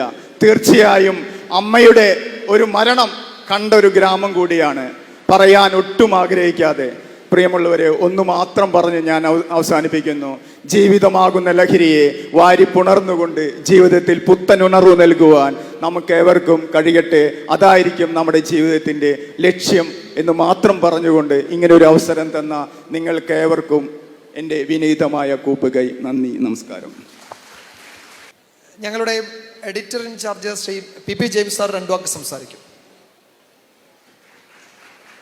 പ്രിയപ്പെട്ട SKN പ്രിൻസിപ്പൽ സിസ്റ്റർ റിനി, വേദിയിലെ വിശിഷ്ടാതിഥികളെ, പ്രിയ സുഹൃത്തുക്കളെ, വലിയ സന്തോഷമുണ്ട് ഇവിടെ നിൽക്കുമ്പോൾ. പ്രത്യേകിച്ച് ഞാൻ ഈ നാട്ടുകാരനാണ് എന്ന് വെച്ചാൽ ഇവിടെ നിന്ന് അല്പം മാറി കൊമ്പടിയാമാക്കലാണ് എൻ്റെ സ്ഥലം. അതുകൊണ്ട് സ്വന്തം വീട്ടിൽ വന്നൊരു പ്രതീതിയാണ്. ഞാൻ കുറച്ച് ദിവസം അമേരിക്കയിലായിരുന്നു. ഇന്നലെയാണ് അമേരിക്കയിൽ നിന്ന് എത്തിയത്. അവിടെ കുറച്ച് മലയാളി സമൂഹങ്ങളുടെ യോഗങ്ങളുണ്ടായിരുന്നു. യാദൃച്ഛികമായിട്ട് ഞാൻ അതിൽ പങ്കെടുത്തതാണ്. അവിടെയൊക്കെ ഈ SKN നടത്തുന്ന ലഹരി യാത്രയെക്കുറിച്ചാണ് ഒരുപാട് പേര് എൻ്റെ അടുത്ത് വന്ന് ചോദിച്ചത്. പ്രത്യേകിച്ച് അമ്മമാർ വന്ന് ചോദിച്ചൊരു ചോദ്യമുണ്ട്. SKNോട് സൂക്ഷിക്കാൻ പറയണം, വലിയ അപകടമാണ് എന്നുള്ള രീതിയിലാണ്. ഞാൻ പറഞ്ഞത് അങ്ങനെ പേടിയുള്ള ആളല്ല SKN, അങ്ങനെ പേടിക്കണ്ട. അല്ല, ഞങ്ങൾ പറയുന്ന അമേരിക്കൻ അനുഭവം വെച്ചാണ്. അമേരിക്കയിൽ മെക്സിക്കൻ കാർട്ടൽസൊക്കെയാണ്, വൻ സംഘങ്ങളാണ് സ്കൂളുകളിലും കോളേജുകളിലും ഇതിൻ്റെയൊക്കെ പിറകിൽ പ്രവർത്തിക്കുന്നത്.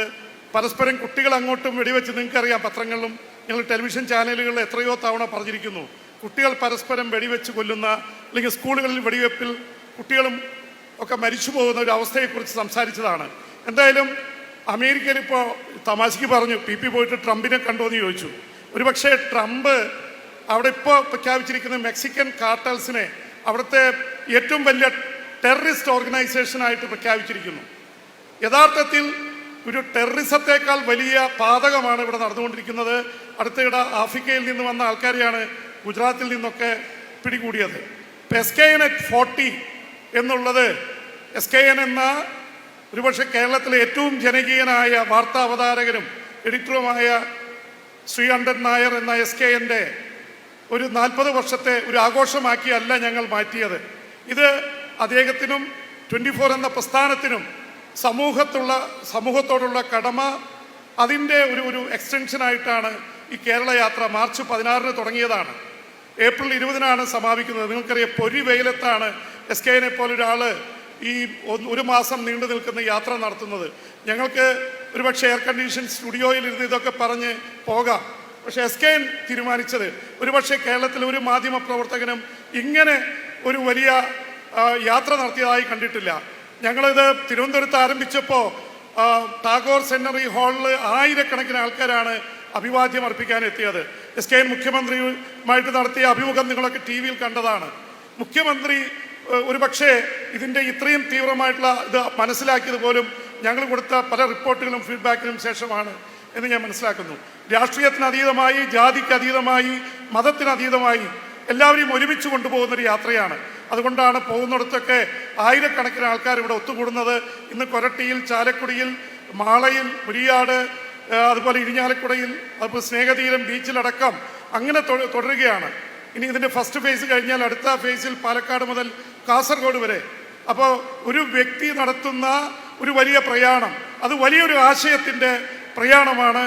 അത് ഒരു പക്ഷേ കേരളത്തെ പിടിച്ച് കുലുക്കുന്ന രീതിയിലേക്ക് അത് മാറിക്കൊണ്ടിരിക്കുന്നു. SKN കാസർഗോഡ് എത്തുമ്പോൾ ഇവിടുത്തെ MDMA വിൽക്കുന്ന ഏജന്റുമാർ ഇതിൻ്റെ അന്താരാഷ്ട്ര ശൃംഖല നമ്മളിവിടെ തകർത്ത് കളയും എന്നുള്ള ഒരു പ്രതീക്ഷയാണുള്ളത്. കാരണം അത് നമ്മുടെ മാത്രം കാര്യമല്ല. ഇവിടെ എക്സൈസ് ഡിപ്പാർട്ട്മെൻറ്റ്, പോലീസ് ഡിപ്പാർട്ട്മെൻറ്റ് അവരൊക്കെ ഉണർന്നിരിക്കുന്നു, ഭരണകൂടം ഉണർന്നിരിക്കുന്നു, ജനങ്ങൾ ഉണർന്നിരിക്കുന്നു. പലപ്പോഴും ഇങ്ങനെയുള്ള വിപത്തിനെ നേരിടുന്നത് സമൂഹത്തിലുള്ള ഓരോ കൂട്ടങ്ങൾ ഒത്തുചേർന്നാണ്. ആ തരത്തിൽ മാള ഒരു മാതൃകയായി മാറണം. ഇവിടേക്ക് ലഹരി കൊണ്ടുവരാൻ അനുവദിക്കില്ല.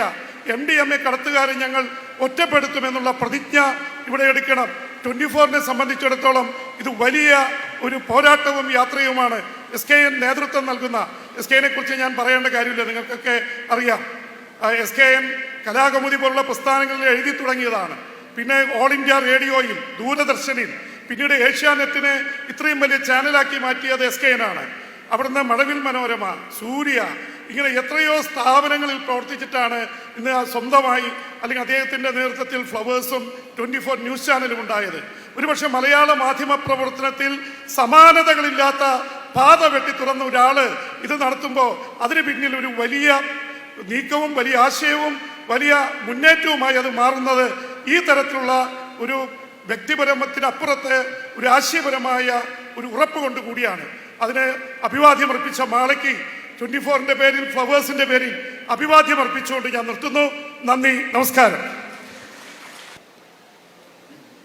എല്ലാവർക്കും നമസ്കാരം. ഞങ്ങളുടെ യാത്ര ഇപ്പോൾ മധ്യകേരളത്തിലെ യാത്ര അവസാനിക്കുകയാണ്. തെക്കൻ കേരളത്തിലൂടെ കടന്ന് മധ്യകേരളത്തിലെത്തി നിൽക്കുകയാണ്.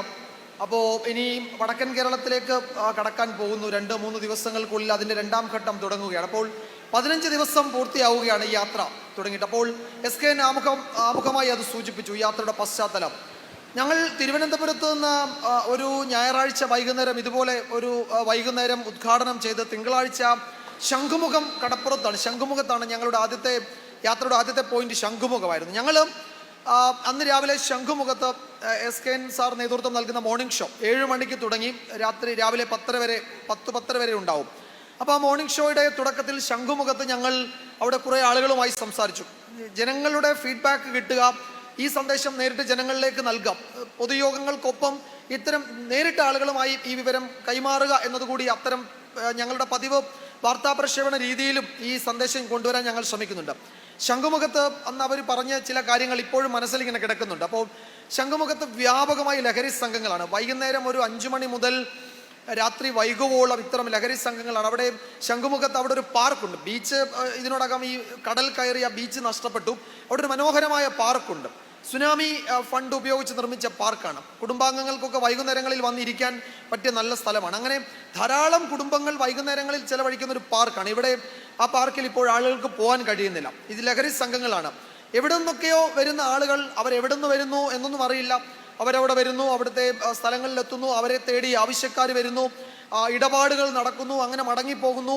ഫോൺ വിളിച്ചാൽ അവിടേക്ക് നമ്മൾ ഈ സ്വിഗ്ഗി, സൊമാറ്റോ നമുക്ക് ഫുഡ് ആപ്പുകളുണ്ടല്ലോ, അതുപോലെ ഇവർക്ക് ഫോൺ ചെയ്താൽ നമ്മുടെ വീടുകളിൽ നമ്മൾ ഇരിക്കുന്ന സ്ഥലങ്ങളിലേക്ക് ഈ രാസലഹരി എത്തുന്ന, സിന്തറ്റിക് ഡ്രഗ്സ് എത്തുന്ന തരത്തിലേക്ക് നമ്മളുടെ സംവിധാനങ്ങൾ മാറി എന്നിപ്പോൾ ബിനോയ് സാർ സൂചിപ്പിച്ചതുപോലെ ഗ്രാമങ്ങളിൽ വളരെ സുലഭമാണ്. ഇപ്പോൾ കഴിഞ്ഞ ദിവസം IMAയുടെ പഴയ പ്രസിഡന്റ്, കേരള ചാപ്റ്ററിന്റെ പ്രസിഡന്റ് ഡോക്ടർ സുൽഫി നൂഹു പറയുകയായിരുന്നു, ഇതിന് വാട്സപ്പ് ഗ്രൂപ്പുകളുണ്ട്. ഈ വാട്സപ്പ് ഗ്രൂപ്പുകളിൽ അവരുടെ കോഡാണ്. അപ്പോൾ അത് നമ്മുടെ ഈ എക്സൈസ് ഒക്കെ അടുത്ത് ഡീകോഡ് ചെയ്തെടുത്തപ്പോൾ 4 ടിക്ക് അടിച്ചാൽ അതിന് ഇത്ര ഡോസ് എന്നുള്ളതാണ് കാണാം. അപ്പോൾ 4 ടിക്കിൻ്റെ ഒരു മെസ്സേജ് കിട്ടിയാൽ ഈ മെസ്സേജ് ചെയ്ത ആൾക്ക് അത്രയും ഡോസ് അത് എവിടെയാണോ എത്തിക്കേണ്ടത് അവിടെ എത്തിച്ചു കൊടുക്കും. അതിന് പണം വാങ്ങി അവർ പോകും.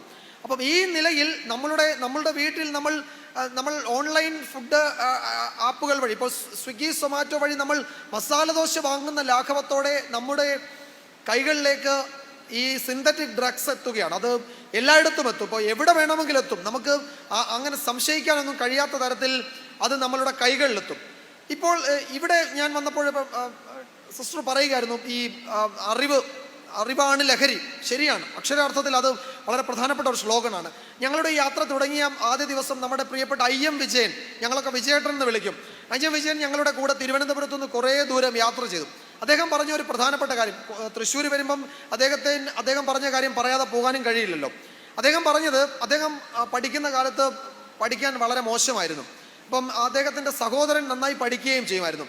അപ്പോൾ ഈ രണ്ടുപേരെയും വളർത്താൻ അമ്മ നന്നേ ബുദ്ധിമുട്ടുന്നുണ്ട്. ഇപ്പോൾ അദ്ദേഹം തന്നെ പറഞ്ഞു, തൃശ്ശൂർ ആക്രി പറക്കിയാണ് എന്നെയും ചേട്ടനെയും ഞങ്ങളെയൊക്കെ അമ്മ വളർത്തിയതെന്ന് അദ്ദേഹം തന്നെ പറയുന്നുണ്ടായിരുന്നു. അപ്പോൾ ഈ IM വിജയൻ പഠിക്കാത്തത് കൊണ്ട് സഹോദരൻ നന്നായി ശകാരിക്കുകയും ശിക്ഷിക്കുകയും ചെയ്യും വിജയനെ. അപ്പോൾ ഒരു ദിവസം ഈ ശിക്ഷ അസഹനീയമായപ്പോൾ അദ്ദേഹം വാവിട്ട് കരഞ്ഞു. അപ്പോൾ അമ്മ അവിടെ പറഞ്ഞത്, എടാ നീ എന്തിനാണ് അവനെ തല്ലുന്നത്? അവന് പഠിക്കാൻ വയ്യ, പഠിക്കണ്ട, അവൻ പോയി പന്ത് കളിച്ച് ജീവിക്കട്ടെ എന്നുള്ളതാണ്. ആ അമ്മയുടെ വാക്കിൽ ഒരു പുതിയ ചരിത്രമാണ് പിറന്നത്. കേരളത്തിൻ്റെ ബ്രാൻഡ് അംബാസിഡറായ നമ്മുടെ ഇന്ത്യൻ ഫുട്ബോളിൻ്റെ മുഖമായ IM വിജയൻ എന്ന ഫുട്ബോളർ പിറവിയെടുത്തത് അവൻ പോയി പന്ത് കളിച്ച് ജീവിക്കട്ടെ എന്ന വാക്കിലായിരുന്നു. അപ്പോൾ ഞാനത് പറയാൻ കാര്യം, കഴിഞ്ഞ ദിവസം ഒരു സൈക്കാട്രിസ്റ്റ് നമ്മളുടെ ചർച്ചയിൽ പങ്കെടുത്തപ്പോൾ പറഞ്ഞത്, നമ്മളുടെ യുവതലമുറ ഫ്രസ്ട്രേറ്റഡ് ആണ് എന്നാണ്, അസ്വസ്ഥരാണത്രേ. എന്തുകൊണ്ടാണ്? അതിനൊരു കാരണം നമ്മളുടെ കുടുംബാന്തരീക്ഷമാണെന്ന് അദ്ദേഹം സൂചിപ്പിക്കുന്നു. നമ്മളുടെ വീടുകളിൽ നമ്മളുടെ അനുജനോ അനിയത്തിയോ നമ്മളുടെ മക്കൾക്കോ അവരവർക്ക് താല്പര്യമുള്ള മേഖലകളിലേക്ക് അവരെ ഏതെങ്കിലും ഒരു ഘട്ടത്തിൽ നമ്മൾ അവരുടെ താല്പര്യങ്ങളെ പറ്റി അന്വേഷിക്കുന്നില്ല. ഒട്ടും ജനാധിപത്യവൽക്കരണം നമ്മുടെ വീടുകളിൽ നടക്കുന്നില്ല. ആ വീടുകളിൽ അത് നടക്കണം. നമ്മൾ SSLCയോ +2 കഴിയുമ്പോൾ അവർക്ക് എന്താണ് അവരുടെ താല്പര്യമെന്ന് അവരോട് ചോദിക്കുന്നില്ല. എല്ലാവരെയും നമ്മൾക്ക് എഞ്ചിനീയറും ഡോക്ടറും ഒക്കെ ആക്കണം. അതിനപ്പുറത്തേക്ക് അവരിൽ നന്നായി പാടാൻ കഴിവുള്ളവരെ അവർക്ക് ഗായകരായി കൂടെ, അവർക്ക് ചിത്രകാരന്മാരുണ്ടെങ്കിൽ അവർക്ക് രവിവർമ്മയുടെ പാത പിന്തുടർന്ന് അവർക്ക് നമുക്ക് രാജാ രവിവർമ്മ ഇൻസ്റ്റിറ്റ്യൂട്ടിൽ ചേർത്തുകൂടെ, സ്വാതി തിരുനാൾ കോളേജിൽ ചേർത്തുകൂടെ? അവർക്ക് പഠിക്കാൻ താല്പര്യം എന്താണെന്ന് അറിഞ്ഞ് അവരെ ആ വഴിക്ക് അവർക്ക് ഇഷ്ടമുള്ള മേഖലയിൽ അവരെ അയക്കുന്നതിനെ പറ്റി അവരുടെ അഭിപ്രായമെങ്കിലും നമുക്ക് കേട്ടുകൂടെ? നമ്മൾ ഒട്ടും നമ്മുടെ വീടുകൾ ജനാധിപത്യവൽക്കരിക്കപ്പെടുന്നില്ല. അത് വീണ്ടും അത് ഏകാധിപത്യവൽക്കരിക്കപ്പെടുകയാണ്. എന്ന് വെച്ചാൽ ആരുടെയൊക്കെ തീരുമാനങ്ങൾ നമ്മളുടെ മക്കളിൽ അടിച്ചേൽപ്പിക്കുന്നു. ഞാൻ പറഞ്ഞത് നമ്മൾ തിരുത്തേണ്ട ചില കാര്യങ്ങളാണ്. ആ തിരുത്തലുകൾ ആദ്യം തുടങ്ങേണ്ടത് നമ്മളുടെ കുടുംബങ്ങളിലാണ്. അത് ഇത്രയൊന്നും പറയാൻ എനിക്ക് എങ്ങനെ പറ്റുന്നു എന്ന് ചോദിച്ച് ഞാൻ ഈ നമ്മളുടെ യാത്രയിൽ കണ്ടെത്തിയ കാര്യങ്ങളും കേട്ട കാര്യങ്ങളും വെച്ച് സംസാരിക്കുകയാണ് കേട്ടോ. അതല്ലാതെ അതിനപ്പുറത്തെ അനുഭവമൊന്നും എനിക്കില്ല. പക്ഷേ ഞാൻ പറഞ്ഞത്, ഈ ജനാധിപത്യവൽക്കരണം എന്ന് പറയുന്നത് മറ്റുള്ളവരെ കേൾക്കുക, അവർക്ക് പറയാനുള്ളത് അറിയുക, അവർക്ക് ചെവി കൊടുക്കുക, അവരെ കാണുക എന്നൊക്കെ പറയുന്നത് എന്തുകൊണ്ടും നല്ല ശീലമാണ്. അത് നമ്മുടെ വീടുകളിൽ തന്നെ തുടങ്ങണം. കഴിഞ്ഞ 2016 മുതൽ 2023 വരെ കേരളത്തിലെ ലഹരി വിപണിയുടെ വലിപ്പം ഏതാണ്ട് 366% വർദ്ധിച്ചു എന്നാണ് നാർക്കോട്ടിക്സ് കൺട്രോൾ ബ്യൂറോ NCBയുടെ കേന്ദ്രത്തിലെ കണക്ക്. 366%. കേരളത്തിൽ ഏറ്റവും കൂടുതൽ അറസ്റ്റ്, ഏറ്റവും കൂടുതൽ എൻഫോഴ്സ്മെന്റ് നടക്കുന്ന സംസ്ഥാനം കേരളമാണ്. അത് രണ്ട് തരത്തിലാണ്. ഒന്ന്, ഈ ലഹരി ഇവിടെ വല്ലാതെ വ്യാപിക്കുന്നു എന്ന ആശങ്ക. മറ്റൊന്ന്, എൻഫോഴ്സ്മെന്റ് കൂടുന്നുണ്ട്, നടപടികൾ വേഗത്തിൽ നടക്കുന്നുണ്ട് എന്നതിൻ്റെ കൂടി തെളിവാണ്. രണ്ടും നമുക്ക് ആലോചിക്കേണ്ട വിഷയമാണ്. ഈ തൃശ്ശൂരിൽ പിടിച്ച ഒരു ലഹരി വേട്ട അല്ലെങ്കിൽ ലഹരിയുടെ വേരുകൾ തേടിയാണ് തൃശ്ശൂരിൽ നിന്നുള്ള നർക്കോട്ടിക് സംഘം ഹൈദരാബാദിൽ എത്തിയപ്പോൾ അവിടെ ഈ സിന്തറ്റിക് ലഹരി ഉൽപ്പാദിപ്പിക്കുന്ന ഒരു ലാബ് ഉണ്ടെന്ന് കണ്ടെത്തിയത്. സൗത്ത് ഇന്ത്യയിലാണ് ലാബ് ഉണ്ടെന്ന് കണ്ടെത്തിയത്. അതിലെ പ്രതികളിലേക്ക് എത്തിയിട്ടുണ്ട്. എനിക്ക് സാറിനൊക്കെ ഒരു പക്ഷേ അറിയാം, ഞാൻ വാർത്തകളിലൂടെ കണ്ടറിഞ്ഞതാണ്. അപ്പോൾ അത്തരം ലാബുകൾ സൗത്ത് ഇന്ത്യയിൽ പ്രവർത്തിക്കുന്നുണ്ട്. ഈ ലാബുകളിൽ നിന്ന് ഏറ്റവും കൂടുതൽ ലഹരികൾ വരുന്നത് ബംഗളൂരുവിലേക്കാണ്. ബംഗളൂരുവാണ് ഇതിൻ്റെ ഒരു ഹബ്, ഒരു വെയർഹൗസാണ് ബംഗളൂരുവിൽ നിന്നാണ് ഈ ലഹരി സൗത്ത് ഇന്ത്യൻ സംസ്ഥാനങ്ങളിലേക്ക്, പ്രധാനപ്പെട്ട പട്ടണങ്ങളിലേക്ക് പോകുന്നത്. ഗോവയിൽ ഇത്തരമൊരു സിന്തറ്റിക് ഡ്രഗ്സ് അല്ലെങ്കിൽ ഈ കെമിക്കൽ ഉൽപ്പാദിപ്പിക്കുന്ന വേറൊരു ലാബ് പ്രവർത്തിക്കുന്നുണ്ട്. ഇപ്പോൾ ഇതൊക്കെ അറിയാൻ മേലാഞ്ഞിട്ടൊന്നുമല്ല. അപ്പോൾ ഇത്തരം സംഘങ്ങളെ എങ്ങനെ കൈകാര്യം ചെയ്യുമെന്നതിൽ നമ്മൾ ഇതുവരെ അനുവർത്തിച്ചു വന്ന രീതി പോരാ. നമുക്ക് ബോധവൽക്കരണത്തിന് ഒത്തിരി വഴികളുണ്ട്. വിമുക്തി എന്ന് പറഞ്ഞ എക്സൈസ് വകുപ്പിൻ്റെ ഉണ്ട്. പോലീസിന് പോരാളി യോദ്ധാവ് എന്ന് പറഞ്ഞ് പോലീസിൻ്റെ ഒരു ബോധവൽക്കരണ സംവിധാനമുണ്ട്. ബോധവൽക്കരണത്തിൻ്റെ അഭാവം നമ്മുടെ നാട്ടിലുണ്ടെന്ന് ഞാൻ കരുതുന്നില്ല. ഞങ്ങൾ ഇത് നടത്തുന്നത്, നമ്മൾ ഈ പറയുന്നത് ബോധവൽക്കരണം എന്നതിനപ്പുറത്തേക്ക് ഉണരേണ്ട ഏജൻസികളെ ഉണർത്താൻ വേണ്ടി കൂടിയാണ് കേട്ടോ. പോലീസ് ഉണരണം, എക്സൈസ് ഉണരണം, നമ്മുടെ ആഭ്യന്തര വകുപ്പ് ആകെ ഉണരണം, നമ്മുടെ വീടുകളിൽ അതിനുള്ള ഉണരണം, കോളേജുകൾ, സ്കൂളുകൾ, അധ്യാപകരെ ഒക്കെ നമ്മൾ കരുതിയതുപോലെ അല്ല. ഇത് വലിയ അപകടമാണ്, താഴെ തട്ടിലേക്ക് വ്യാപിച്ചിട്ടുണ്ട്, ഇത് വലിയ തോതിൽ ഇതിൻ്റെ വല വിരിച്ചിട്ടുണ്ട് എന്നൊരു മുന്നറിയിപ്പ് നൽകാൻ വേണ്ടിയാണ്. അപ്പോൾ ഈ നമ്മളുടെ ഏജൻസികൾ, വ്യക്തിപരമായി ഞാൻ എപ്പോഴും പറയാറുള്ളത്, ഏജൻസികൾ ബോധവൽക്കരണത്തിന് കൂടുതൽ സമയം നീക്കിവെക്കുകയും എൻഫോഴ്സ്മെൻറ്റിന് സമയം കുറച്ച് ചെലവഴിക്കുകയും ചെയ്യുന്നത് പലപ്പോഴും അപകടമുണ്ടാക്കുന്നുണ്ടെന്ന് ഞാൻ പലപ്പോഴും എൻ്റെ വ്യക്തിപരമായി ഇത്തരം വേദികളിൽ പറയാറുണ്ട്. അപ്പോൾ നമുക്ക് ബോധവൽക്കരണത്തിന് ഇപ്പോൾ വിമുക്തി നമ്മുടെ ബോധവൽക്കരണ രീതിയാണ്, അത് നല്ലതാണ്. നമുക്ക് ആളുകളെ ഇതിന് ഈ അടിമകളാ അല്ലെങ്കിൽ ലഹരിക്ക് അടിപ്പെട്ടവരെ നമുക്ക് തിരികെ ജീവിതത്തിലേക്ക് കൊണ്ടുവരാൻ പറ്റുന്ന ഒരു പദ്ധതിയാണ്. നമ്മൾ അതിനൊക്കെ കൂടുതൽ സമയം ചെലവഴിക്കുന്നുണ്ട്, കൂടുതൽ സ്പെൻഡ് ചെയ്യുന്നുണ്ട്, കൂടുതൽ മനുഷ്യധ്വാനവും വേണ്ടി വരുന്നുണ്ട്. ഇപ്പോൾ പലരും ഇപ്പോൾ തൃശ്ശൂരൊക്കെ എനിക്ക് തോന്നുന്നു അത്തരം ഇത്തരം ഡി അഡിക്ഷൻ സെൻ്ററുകൾ തന്നെ സർക്കാരിൻ്റെ ഉടമസ്ഥതയിൽ സർക്കാർ എക്സൈസ് വകുപ്പ് തന്നെ നടത്തുന്നുണ്ടെന്നു. അപ്പോൾ അവിടെയൊക്കെ ആളുകൾ എത്തുന്നുണ്ട്. അതിനൊക്കെ അപ്പുറത്തേക്ക് നമ്മൾ കൂടുതൽ സമയം ഈ ഇത്തരത്തിലുള്ള ആളുകളെ ലഹരിയിൽ നിന്ന് മോചിപ്പിക്കുന്നതിന് വേണ്ടിയുള്ള പദ്ധതികൾക്ക് പണം ചെലവഴിക്കുന്നത്. പക്ഷേ അവിടെ അപ്പോൾ ഒരു ഭാഗം ദുർബലമാകുന്നുണ്ട്, നമ്മുടെ എൻഫോഴ്സ്മെൻറ്റ് ദുർബലമാകുന്നുണ്ട്. അപ്പോൾ എൻഫോഴ്സ്മെൻറ്റിന് കൂടി നമ്മൾ കൂടുതൽ സമയം കണ്ടെത്തണം. ഈ ദിവസങ്ങൾ ഇപ്പോൾ ഞങ്ങൾ യാത്ര തുടങ്ങി 10-15 ദിവസം എത്തുമ്പോൾ കണ്ടത് എൻഫോഴ്സ്മെൻറ്റ് കാര്യക്ഷമമായി ഉണ്ടെന്നുള്ളത്. ഇപ്പോൾ ഞാൻ വരുന്നതിന് തൊട്ട് മുമ്പ് ഞാനൊരു വാർത്ത വായിക്കായിരുന്നു. നിങ്ങൾ തമാശ പറയുകയാണെന്ന് ഓർക്കും. തുമ്പിപ്പെണ്ണ് എന്നൊരു ഒരു ലഹരി വിൽപ്പനക്കാരിയെ കേട്ടിട്ടുണ്ട്. തുമ്പിപ്പെണ്ണ്, സൂസി എന്നാണ് കക്ഷിയുടെ പേര്. തുമ്പിപ്പെണ്ണെന്നാണ് അറിയപ്പെടുന്നത്. കോട്ടയത്ത് നാട്ടകം സ്വദേശിയാണ്, നാട്ടകം സ്വദേശി. രാത്രിയിൽ മാത്രമേ കക്ഷി പുറത്തിറങ്ങൂ. ആഡംബര ബൈക്കുകളിൽ കൊച്ചി നഗരത്തിൽ ലഹരി വിൽപ്പനയായിരുന്നു പ്രധാന പരിപാടി. 2024 പിടിച്ചു. 2025 ഇന്ന് ശിക്ഷിക്കും, 10 വർഷം ശിക്ഷിച്ചിട്ടുണ്ട് ഒരു കേസിൽ. അന്ന് ഒരു കാറിലാണ് ലഹരിയും കൊണ്ട് പോയത്, ബൈക്ക് ഉപേക്ഷിച്ച് കാറിൽ. മഴ കാരണം കാറ് കൊണ്ടാണ് അവർ പോയത്. അപ്പോൾ എക്സൈസിൻ്റെ പരിശോധനയിൽ കക്ഷി പെട്ടു. അപ്പോൾ ആ ശിക്ഷ ഇന്ന് വന്നു. തുമ്പിപ്പെണ്ണ്, നമ്മൾ 10 വർഷത്തെ ശിക്ഷ. അപ്പോൾ ഞാൻ പറഞ്ഞത്, അത് അങ്ങനെയുള്ള പ്രധാനപ്പെട്ട ഇത്തരം ലഹരി വിൽപ്പനക്കാരെ നമ്മുടെ നാട്ടിൽ ഇപ്പോഴും ഉണ്ട്. അവരെ കണ്ടെത്തി പിടികൂടി നിയമത്തിന് മുന്നിൽ കൊണ്ടുവരാൻ നമ്മൾ വൈകുന്തോറും കൂടുതൽ ആളുകളിലേക്ക് ഈ സിന്തറ്റിക് ഡ്രഗ്സ് എത്തുകയാണ്. അപ്പോൾ ഇന്ന് നമ്മൾ 10 പേരെ കൊണ്ടുവന്നാൽ, ആ 10 പേരെ നിയമത്തിന് മുന്നിൽ കൊണ്ടുവന്നാൽ അത്രയുമായി. അതുകൊണ്ടാണ് ഞാൻ പറഞ്ഞ എൻഫോഴ്സ്മെൻറ്റ് ബോധവൽക്കരണത്തിന് മുകളിൽ നിൽക്കേണ്ട ഒരു കാലമാണ്. എൻഫോഴ്സ്മെൻറ്റ് ബോധവൽക്കരണത്തിന് താഴെയാണ് കഴിഞ്ഞ കുറേ കാലങ്ങളായി നിൽക്കുന്നത്. എൻഫോഴ്സ്മെൻ്റ് ആണ് മുന്നിൽ നടക്കേണ്ടത്. ബോധവൽക്കരണവും ഞങ്ങളൊക്കെ പിന്നാലെ നടക്കും. നമ്മളുടെ മീഡിയ എന്ന നിലയിൽ ഞങ്ങളുടെ ആയുധം എന്താണ്? ഇത് പറയുക, ഇതിങ്ങനെ നിരന്തരമായി പറയുക. സർക്കാർ ഉണർന്നില്ലെങ്കിൽ ഉണർത്താൻ വേണ്ടി നിരന്തരമായി ക്യാമ്പയിനുകൾ സംഘടിപ്പിക്കുക, ആളുകളോട് ഇങ്ങനെ വിളിച്ചു പറഞ്ഞുകൊണ്ടേയിരിക്കാം. നമ്മളുടെ കയ്യിലുള്ള ആയുധം അതാണ്. പക്ഷേ ഇവിടുത്തെ എൻഫോഴ്സ്മെൻറ്റ് ഏജൻസികൾക്ക് അതല്ല. അവർക്ക് ഈ പ്രോസിക്യൂട്ട് ചെയ്യാൻ പറ്റുന്ന തരത്തിലേക്ക് കോടതികൾക്ക് മുന്നിൽ ഈ അധാർമിക ശക്തികളെ എത്തിക്കാൻ കഴിയും.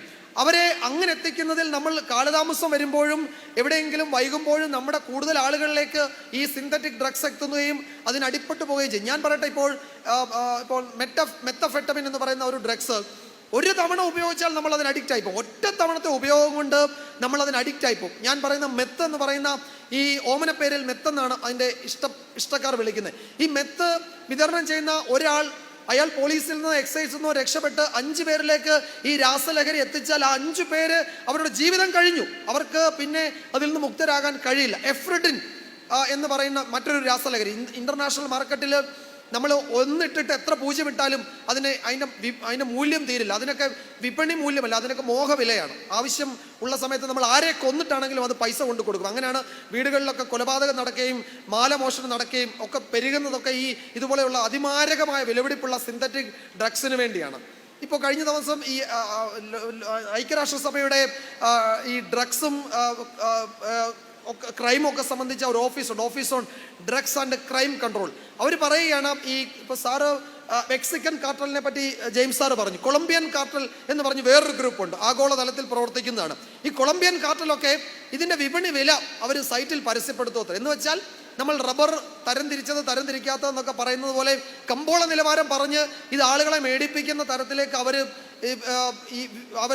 അവരുടെ വഴിക്ക് ഈ വിപണനം നടത്തിക്കൊണ്ടിരിക്കുകയാണ്. 2016-17 കാലത്ത് നമ്മുടെ റിസർച്ച് ആൻഡ് അനാലിസിസ് വിങ് എന്ന് പറയുന്ന നമ്മുടെ അഭിമാനമായ RAW അവർ ഈ ഒനിയൻ സോഫ്റ്റ്വെയർ എന്ന് പറഞ്ഞൊരു സോഫ്റ്റ്വെയർ കണ്ടെത്തി. അത് ഈ സിന്തറ്റിക് ഡ്രഗ്സ് വിൽക്കുന്ന ആഗോളതലത്തിലെ ഈ കൊളംബിയൻ കാർട്ടൽ പോലെയൊക്കെയുള്ള വലിയ ഗ്രൂപ്പുകൾ ഉപയോഗിക്കുന്നതാണ്. അത് ഒനിയൻ എന്ന് പറഞ്ഞാൽ നമുക്കറിയാമല്ലോ, ഓരോ പാളി ഇളക്കുന്നതിനനുസരിച്ച് വീണ്ടും വീണ്ടും ദുരൂഹമാവാണ്, ഡീകോഡ് ചെയ്യാൻ കഴിയുന്നില്ല. അങ്ങനെ ഡീകോഡ് ചെയ്യാൻ കഴിയാത്ത ഈ ഇത്തരം സോഫ്റ്റ്വെയർ ഒക്കെ ഉപയോഗിച്ച് ഇവർ വർഷങ്ങൾക്ക് മുമ്പ്, പതിറ്റാണ്ടുകൾക്ക് മുമ്പ് തുടങ്ങിയതാണ് ഈ ജോലി. അതിപ്പോഴും കുറെ കൂടി ശക്തമായി, കുറെ കൂടി ഓപ്പണായി നമ്മുടെ നാട്ടിൽ നടക്കുകയാണ്. അപ്പോൾ ആ നിലയിൽ വലിയ വിപണി സാധ്യത നമുക്കൊന്നും പറയാനോ ഊഹിക്കാനോ കഴിയാത്ത തരത്തിലുള്ള ഒരു സമാന്തര, ഒരു പാരലൽ എക്കോണമിയാണ് ഇവർ നടത്തുന്നത്. 25,000 കോടിയുടെ ഡ്രഗ്സ് ആണ് കഴിഞ്ഞ വർഷം 2024 ഇന്ത്യയിൽ പിടിച്ചത് മാത്രമാണ് കേട്ടോ. നമ്മളുടെ കൺമുന്നിലൂടെ കടന്നു പോയതും നമ്മൾ പിടിച്ചിട്ട് വിട്ടുകളഞ്ഞതും നമ്മുടെ രാഷ്ട്രീയക്കാരൊക്കെ വിളിച്ച് അയാൾ എൻ്റെ ആളാണ്, വിട്ടേക്കണം എന്ന് പറഞ്ഞ് നമ്മൾ ഒഴിവാക്കിയതും ഒക്കെ കണക്കിലെടുത്താൽ അത് എത്രയോ കോടികൾ വരും, എത്ര കോടികൾ വരും.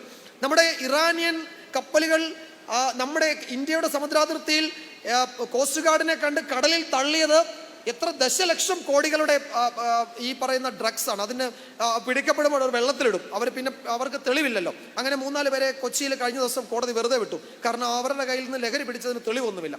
അങ്ങനെ ഈ നിലയിൽ നമ്മളെ ആകെ വരിഞ്ഞു മുറുക്കി വെച്ചിരിക്കുകയാണ്. ആഗോള തലത്തിൽ പരിശോധിച്ചാൽ ലോകത്തിൻ്റെ ഏറ്റവും വലിയ ശത്രു 1, 2, 3 എടുത്താൽ അതിലാദ്യം തന്നെ ഡ്രഗ്സ് ഉണ്ട്, ഈ സിന്തറ്റിക് ലഹരി മാഫിയ ഉണ്ട്. നമ്മൾ പോരാടുന്നത് ചെറിയ ആളിനോടൊന്നുമല്ല. നമ്മളുടെ മുന്നിൽ ഈ പറയുന്ന നഖത്തിനിടയിൽ 1.5 ഗ്രാം MDMA ഒളിപ്പിച്ചു വരുന്ന അത്താഴപ്പട്ടിണിക്കാരൻ നമ്മൾ പറയുന്നില്ലേ, അത്തരക്കാരനോടല്ല നമ്മൾ പോരാടുന്നത് അതിനൊക്കെ അപ്പുറത്ത് എവിടെയോ നിൽക്കുന്ന വലിയ ശക്തികളോടാണ്. അപ്പോൾ അവരോട് പോരാടാൻ നമ്മളുടെ കയ്യിലുള്ള ഈ ആയുധമൊന്നും പോരാ, അത് നമുക്ക് എല്ലാവർക്കും അറിയാം. പക്ഷേ അവിടെയാണ് നമ്മൾ ഓരോരുത്തരും പോരാളികളാവേണ്ടത്, നമ്മൾ ഓരോരുത്തരും യോദ്ധാക്കളാകേണ്ടത്, നമ്മൾ ഓരോരുത്തരും പടയാളികളോ പട്ടാളക്കാരോ ആവേണ്ടത് അവിടെയാണ്. അങ്ങനെ ഇവിടെ വരുന്ന, ഞങ്ങളെ കേൾക്കുന്ന, ഞങ്ങളുടെ ഈ യാത്രയിൽ പങ്കെടുക്കുന്ന, അതിനെ പിന്തുണയ്ക്കുന്ന എല്ലാവരെയും ഈ പറയുന്ന ലഹരി വിരുദ്ധ പട്ടാളമാക്കാനോ പോരാളികളാക്കാനോ യോദ്ധാക്കളാക്കാനോ വേണ്ടി ഉള്ള ശ്രമമാണ് SKന്റെ നേതൃത്വത്തിൽ നടത്തുന്നത്. 40 വർഷത്തെ അദ്ദേഹത്തിൻ്റെ മാധ്യമപ്രവർത്തന ജീവിതം, 4 പതിറ്റാണ്ട് മാധ്യമപ്രവർത്തകനായി സജീവമായി നിലനിൽക്കുക എന്ന് പറയുന്ന ചെറിയ കാര്യമൊന്നുമല്ല.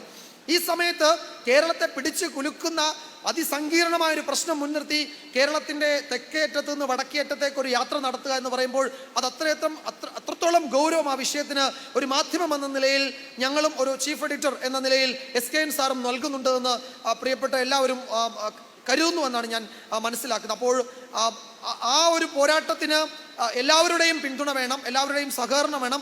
എല്ലാവരും പോരാളികളാവണം, എല്ലാവരും പട്ടാളമാകണം. അങ്ങനെ മുഴുവൻ ആളുകളെയും സമരസജ്ജരാക്കുക, ജാഗ്രതയുള്ള സമരഭടന്മാരാക്കി മാറ്റുക എന്നത് മാത്രമാണ് ഞങ്ങളുടെ ഈ യാത്ര കൊണ്ട് ഞങ്ങൾ ഉദ്ദേശിക്കുന്നത്. അതിന് ഉതകുന്ന തരത്തിൽ കാർമൽ കോളേജിലെ ഈ വേദി ആ ബോധവൽക്കരണത്തിന് എന്തുകൊണ്ടും അന്വർത്ഥമായി എന്നാണ് ഞങ്ങൾ കരുതുന്നത്. ഇതിന് പിന്തുണയ്ക്കുന്നവരെ, ഞങ്ങളോടൊപ്പം നിൽക്കുന്നവരെ, ഇവിടെ കേൾക്കാനെത്തിയ മനസ്സുകൊണ്ടൊക്കെ വലിയ പിന്തുണ നൽകുന്ന മുഴുവൻ നല്ലവരായ മനുഷ്യരെയും അഭിവാദ്യം ചെയ്തുകൊണ്ട് നിർത്തുന്നു. നന്ദി, നമസ്കാരം. നിങ്ങളുടെ കൈകളിലേക്ക് നമ്മുടെ വോളണ്ടിയേഴ്സ് ഒരു ഫോം തന്നിട്ടുണ്ട്.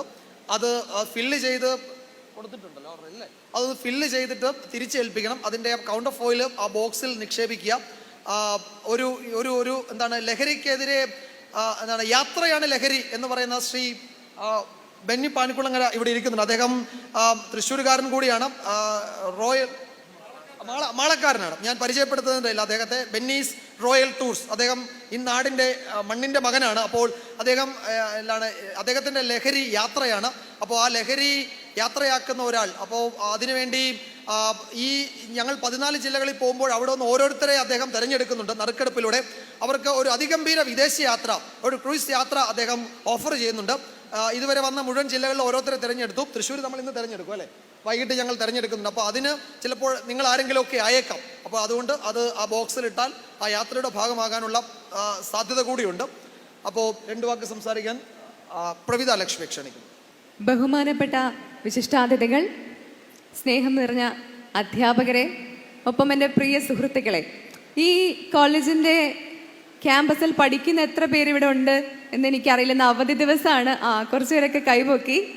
അപ്പം ആദ്യം തന്നെ പറയട്ടെ, നിങ്ങളിങ്ങനെ കുറേ കണക്കുകളൊക്കെ കേട്ട് എത്ര പേരിതിങ്ങനെ ശ്രദ്ധിച്ചിരിക്കുന്നുണ്ടെന്ന് ഞാൻ നോക്കുകയായിരുന്നു. കാരണം നമ്മൾ ഈ കോളേജിലൊക്കെ പഠിക്കുന്ന സമയത്തെ ഒരുപാട് കണക്കൊക്കെ കേൾക്കുമ്പോൾ നമുക്ക് പതുക്കെ ഒന്ന് ഉറക്കം വരും. അങ്ങനെ ആർക്കെങ്കിലും ഉറക്കം വന്നോ? ഇല്ല, എല്ലാവരും വളരെ ശ്രദ്ധാലുക്കളായിട്ടിരിക്കുകയായിരുന്നോ? ഓക്കെ. അപ്പം എന്തായാലും ഞാൻ ഈ ക്യാമ്പസിലേക്ക് കടന്നു വന്നപ്പോൾ എനിക്ക് ആദ്യം ഓർമ്മ വന്നത് ഞാൻ പഠിച്ച സ്കൂളും കോളേജൊക്കെയാണ്. ഞാൻ പഠിച്ചത് മൗണ്ട് കാർമൽ ഹയർ സെക്കൻഡറി സ്കൂളിലാണ്. അതൊരു കാർമലാണ്. അപ്പം പെട്ടെന്ന് എനിക്ക് ആ സിസ്റ്ററിനെ കണ്ടപ്പോൾ എനിക്ക് അവിടുത്തെ സിസ്റ്റേഴ്സിനെയൊക്കെ ഓർമ്മ വന്നു. ഭയങ്കര സ്നേഹമുള്ള സിസ്റ്റേഴ്സാണ്, പക്ഷെ അതുപോലെ തന്നെ ഭയങ്കര സ്ട്രിക്റ്റുമാണ്. ഇവിടെ എങ്ങനെയാണോ? ആണോ? ഊർജം പോരല്ലോ, ചായ കുടിക്കാനുള്ള സമയമായോണ്ടാണോ? അപ്പോൾ നിങ്ങൾക്കറിയാമല്ലോ, ഇപ്പം SKN സാറിനെ ഇവിടെ നമ്മുടെ വേദിയിൽ SKN സാർ ഇരിപ്പുണ്ട്. സാർ ഈ യാത്ര തുടങ്ങിയിട്ട് 15 ദിവസമായി. ഈ 15 ദിവസം കൊണ്ട് സാറ് കുറേ ക്യാമ്പസുകളിലെത്തി സാറിന് പറയാനുള്ള ലഹരിക്കെതിരായിട്ടുള്ള ആ പ്രചാരണം അത് വിദ്യാർത്ഥികളിലേക്ക് എത്തിക്കുകയാണ്. അപ്പം ഞാൻ പറഞ്ഞു വന്നത്, ഞാൻ കയറി വന്നപ്പോൾ എനിക്ക് എൻ്റെ സ്കൂളും കോളേജൊക്കെയാണ് ഓർമ്മ. പിന്നെ ഞാൻ പഠിച്ചത് ഗിരിദീപം ബദനി ഹയർ സെക്കൻഡറി സ്കൂളിലാണ്. അവിടെ അച്ഛന്മാരാണ് നടത്തുന്നത്. അവിടെയും സ്ട്രിക്ട്നെസ്സിന് ഒരു കുറവുമില്ല. അതുപോലെ തന്നെ അവിടെ നമ്മൾ കാണിക്കുന്ന കുസൃതിത്തരത്തിനും കുറവൊന്നും ഉണ്ടായിരുന്നില്ല. അപ്പോൾ ഞങ്ങൾ പഠിച്ച സമയത്ത് ഞങ്ങളുടെ HODയുടെ കയ്യിൽ ഒരു ബ്ലാക്ക് ബുക്ക് ഉണ്ട്. ഒരു ബ്ലാക്ക് കളർ ഡയറിയാണ് കേട്ടോ അത്. എനിക്കറിയില്ല, ഞങ്ങൾ +2 പഠിച്ച സമയത്തായിരുന്നു അതുണ്ടായിരുന്നത്. അപ്പം എല്ലാ ബാച്ചിലെയും സ്കൂളിലേക്ക് ഒരു പ്രത്യേകത എന്താണെന്ന് വെച്ചാൽ, ഓരോ ബാച്ചിലും ഇങ്ങനെ ടീച്ചേഴ്സ് പറയും, നിങ്ങളെപ്പോലെ ഇത്ര മോശം ബാച്ചിനെ കണ്ടിട്ടേ ഇല്ല എന്ന്. അങ്ങനെയാ പൊതുവെ ടീച്ചേഴ്സ് പറയുക. എനിക്കറിയില്ല ഇപ്പം ഇങ്ങനെ ടീച്ചേഴ്സ് പറയാറുണ്ടത്. പക്ഷെ നമ്മൾ പാസ് ഔട്ട് ആയി കഴിയുമ്പം ടീച്ചേഴ്സ് നമ്മുടെ അടുത്ത് പറയും, നിങ്ങൾ നല്ല ബാച്ചായിരുന്നു കുട്ടികളെ, നിങ്ങളെ കാണുമ്പോൾ സങ്കടം വരുന്നു, കാരണം ഇപ്പോഴത്തെ കുട്ടികളെ ഹാൻഡിൽ ചെയ്യാൻ പറ്റുന്നില്ല എന്ന്. ഇപ്പം ഞങ്ങൾ പഠിച്ച് വന്ന കാലത്ത് കഞ്ചാവൊക്കെ കേട്ടിട്ടുണ്ട്. നമ്മൾ ഈ പറയുന്ന പോലെ മെറ്റാഫെറ്റാമൈൻ ഒക്കെ നമ്മൾ കേട്ടിട്ടുണ്ട്, ബുക്കിൽ പഠിച്ചിട്ടുണ്ട്. കെമിസ്ട്രിയിലൊക്കെ എന്തൊക്കെയോ ഇങ്ങനെ അങ്ങോട്ടും ഇങ്ങോട്ടും ചെയിൻ റിയാക്ഷൻ ഒക്കെ എഴുതി പഠിച്ച സമയത്തൊക്കെ പല കെമിക്കൽസിൻ്റെ പേര് പഠിച്ചിട്ടുണ്ട്. പിന്നീട് ഞാൻ സൈക്കോളജിയാണ് പഠിച്ചത്. അപ്പോൾ ആ സമയത്ത് ഡ്രഗ് അഡിക്ഷൻ ഒക്കെ പഠിക്കുന്ന സമയത്ത് കുറേ മരുന്നുകളുടെ പേര് പഠിച്ചിട്ടുണ്ട്. എന്നുള്ളതൊഴിച്ചാൽ ഇതിനെയൊക്കെ ഇത്ര വലിയ സംഭവമായി ആണ് എന്ന് നമ്മൾ അറിയുന്നത് അത് നമ്മുടെ സമൂഹത്തിൽ ഉണ്ടാക്കുന്ന ഇമ്പാക്റ്റ് കാണുമ്പോൾ മാത്രമാണ്. ഇപ്പം ഞാനൊരു വാർത്താവതാരകയാണ്. ഒരു ദിവസം എത്ര വാർത്തകൾ ഞങ്ങളുടെ കയ്യിലൂടെ ഇറങ്ങി പോകുന്നുണ്ടെന്ന് നിങ്ങൾക്ക് ഊഹിക്കാൻ പറ്റുമോ അറിയില്ല. കാരണം നമുക്കതൊരു വാർത്തയാണ്, നമ്മൾ ആ വാർത്ത പലപ്പോഴും വായിച്ചു വിടും. പ്രത്യേകിച്ച് നമുക്ക് 24/100 ന്യൂസ് എന്ന് പറഞ്ഞൊരു സാധനമുണ്ട്. നമ്മൾ 100 ന്യൂസിൽ വാർത്ത എടുക്കുമ്പം നമ്മൾ ഈ 2018 നമ്മുടെ ചാനൽ തുടങ്ങിയ സമയത്ത് 100 ന്യൂസിൽ ഈ പ്രാദേശിക വാർത്തകൾ എന്ന് പറഞ്ഞിട്ടൊരു സെക്ഷനാണ്. നിങ്ങൾ ആരെങ്കിലും 100 ന്യൂസ് കണ്ടിട്ടുണ്ടോ? കണ്ടിട്ടുണ്ട്? അപ്പോൾ 100 ന്യൂസിൽ പ്രാദേശിക വാർത്ത എന്നുള്ള സെഗ്മെന്റ് ഉണ്ട്. അതിലേക്ക് നമ്മൾ റിപ്പോർട്ടേഴ്സ് ഇടുന്നതിൽ ഭൂരിഭാഗം വാർത്തയും കഞ്ചാവ് പിടിച്ചു എന്നുള്ള വാർത്തയാണ്. അപ്പോൾ അന്ന് നമുക്കത് അത്ര വലിയ പ്രാധാന്യം തോന്നിയിരുന്നില്ല എന്നുള്ളതൊരു വാസ്തവമാണ്. 2018 കാര്യമാണ് ഞാൻ പറയുന്നത്. അന്നപ്പോൾ കഞ്ചാവ് ഇത്ര അളവിൽ പിടിച്ചു. അപ്പോൾ ഈ പിടിക്കുന്ന ആളുകളെല്ലാം അപ്പോൾ തന്നെ ഇറങ്ങി പോവുകയും ചെയ്യും. അല്ലെങ്കിൽ ഇത്ര അളവിൽ കൂടുതൽ പിടിച്ചാൽ മാത്രമേ അവരെ കൂടുതൽ നടപടികളിലേക്ക് കടക്കാൻ പറ്റുള്ളൂ, അവർ ജാമ്യത്തിൽ ഇറങ്ങിപ്പോവും. അങ്ങനെയാണ്. ഈ അടുത്തിടെ വന്ന കണക്ക് പ്രകാരം ഈ 2025 മാർച്ച് മാസം അവസാനിക്കുന്നതിന് മുൻപ്, അതിപ്പം ഇന്ന് അവസാനിക്കുന്നുള്ളൂ, ഈ ഫെബ്രുവരി അവസാനിക്കുന്നതിന് മുന്നേ എൻ്റെ കണക്ക് ശരിയാണെങ്കിൽ 7000-ലധികം പേരാണ് പിടിക്കപ്പെട്ടത് മയക്കുമരുന്ന് കേസിൽ. നമ്മുടെ ഈ കൊച്ചു കേരളത്തിലാണെന്ന് ആലോചിക്കണം. കൃത്യമായ കണക്ക് ഞാൻ 7700 എത്രയോ ആണ്, അത് കൃത്യമായ കണക്ക് എനിക്ക് ഓർമ്മയില്ല. അപ്പോൾ നിങ്ങൾ ആലോചിക്കണം ഇതിൻ്റെ വ്യാപ്തി എത്രത്തോളം വലുതാണെന്ന്. ഇന്ന് നമ്മളിപ്പോൾ ഇവിടെ ഇരിക്കുന്നു, ഒരു പക്ഷെ നിങ്ങളൊന്നും ജീവിതത്തിൽ പോലും കണ്ടിട്ടുണ്ടാവില്ല. കഞ്ചാവ് നിങ്ങൾ ഈ പറയുന്ന പോലെ എവിടേക്കോ കേട്ട് മറന്നിട്ടുണ്ടാകും. പക്ഷെ അതിൻ്റെ വ്യാപ്തി നമ്മൾ വിചാരിക്കുന്നതിലും അപ്പുറമാണ് എന്നുള്ളതിന് തെളിവാണ് SKN സർ അദ്ദേഹത്തിൻ്റെ 40 വർഷത്തെ മാധ്യമ ജീവിതം. ശരിക്കും ഇതൊരു ആഘോഷമാക്കി മാറ്റേണ്ട ഒരു ചടങ്ങാണ്. പക്ഷേ അതിങ്ങനൊരു ലഹരി വിരുദ്ധ സന്ദേശവുമായി വിദ്യാർത്ഥികൾക്കിടയിലും ഒപ്പം മറ്റ് തലങ്ങളിലുമൊക്കെ എത്തുന്നത്. അപ്പോൾ ഇതിൻ്റെയൊക്കെ അപ്പം ഞാൻ പറഞ്ഞു അതൊരു ബ്ലാക്ക് ബുക്ക് ഉണ്ട്. അപ്പോൾ ആ ബ്ലാക്ക് ബുക്കിൽ ഇങ്ങനെ നമ്മൾ ഈ എന്തെങ്കിലും ഈ ടീച്ചേഴ്സിന് ഹാൻഡിൽ ചെയ്യാൻ പറ്റാത്ത പ്രശ്നമുണ്ടെങ്കിൽ അതിൽ പേരെഴുതും. അങ്ങനെ 5 തവണ ആ പേര് വന്നു കഴിഞ്ഞാൽ പാരൻസിനെ വിളിപ്പിക്കും. പിന്നെ അച്ഛന്മാരുടെ സ്കൂളാണ് അറിയാമല്ലോ, പിന്നെ പാരൻസ് വന്നു പോയല്ലോ എന്നായിപ്പോയി ഭയങ്കര പ്രശ്നമായിരിക്കും. അങ്ങനെയായിരുന്നു. അപ്പം ഞാൻ ആലോചിക്കുകയാണ്, അന്നൊക്കെ ഈ ബ്ലാക്ക് ബുക്കിൽ പേരെഴുതുന്നത് ഒരിക്കൽ പോലും ലഹരി ഉപയോഗിച്ചു എന്നോ അങ്ങനെയൊന്നും പറഞ്ഞിട്ടല്ല. സ്കൂളിൽ സോക്സ് മര്യാദയ്ക്ക് ഇട്ടുകൊണ്ട് വന്നില്ല, ഷൂ കെട്ടിയില്ല, കോട്ടിട്ടില്ല, ഇങ്ങനത്തെയൊക്കെ കാര്യങ്ങളായിരിക്കും. അല്ലെങ്കിൽ പരീക്ഷയ്ക്ക് കോപ്പി അടിച്ചു, ഇങ്ങനത്തെയൊക്കെ കാര്യങ്ങളാണ്. ഇപ്പം നമ്മളുടെ കോളേജുകളിൽ നിന്നും സ്കൂളുകളിൽ നിന്നും വരുന്ന വാർത്തകൾ കേട്ടിട്ട് ഞെട്ടിപ്പോവാണ്. കഴിഞ്ഞ ദിവസമാണ് 10ാം ക്ലാസ് പരീക്ഷ കഴിഞ്ഞ് ആഘോഷിക്കാനായി മദ്യക്കുപ്പികളുമായിട്ട് ഫൈനൽ എക്സാമിന് വന്ന കുട്ടികളാണ്. മദ്യക്കുപ്പി, ആ വാങ്ങിയത് എങ്ങനെയാന്ന് നിങ്ങൾക്ക് അറിയോ? മുത്തശ്ശിയുടെ മോതിരം മോഷ്ടിച്ചിട്ടാ. അങ്ങനെയാണ്. അപ്പൊ ആ തലത്തിലേക്കൊക്കെയുള്ള നമ്മുടെ വിദ്യാർത്ഥികൾ മാറിക്കഴിഞ്ഞു. ഇത് 10ാം ക്ലാസ് എന്ന് പറയുമ്പോൾ നമുക്കൊരു 15 വയസ്സ് മാത്രമേ പ്രായമുള്ളൂ. ആ 15 വയസ്സിൽ സംഭവിക്കുന്ന കാര്യമാണ്. അപ്പൊ ഇതൊക്കെ എങ്ങനെയാണ് ഉണ്ടാകുന്നത്? ഇതെങ്ങനെയാണ് ഈ കൊച്ചു കുട്ടികൾക്ക് ഇത് അറിയാൻ സാധിക്കുന്നത്? ഇങ്ങനെയൊക്കെ ചെയ്യണം എന്നുള്ള ബുദ്ധിയിൽ എൻ്റെ 15 വയസ്സിലൊക്കെ എനിക്ക് എന്തായിരുന്നു അറിയുന്നതെന്ന് പോലും എനിക്ക് ഓർമ്മയില്ല.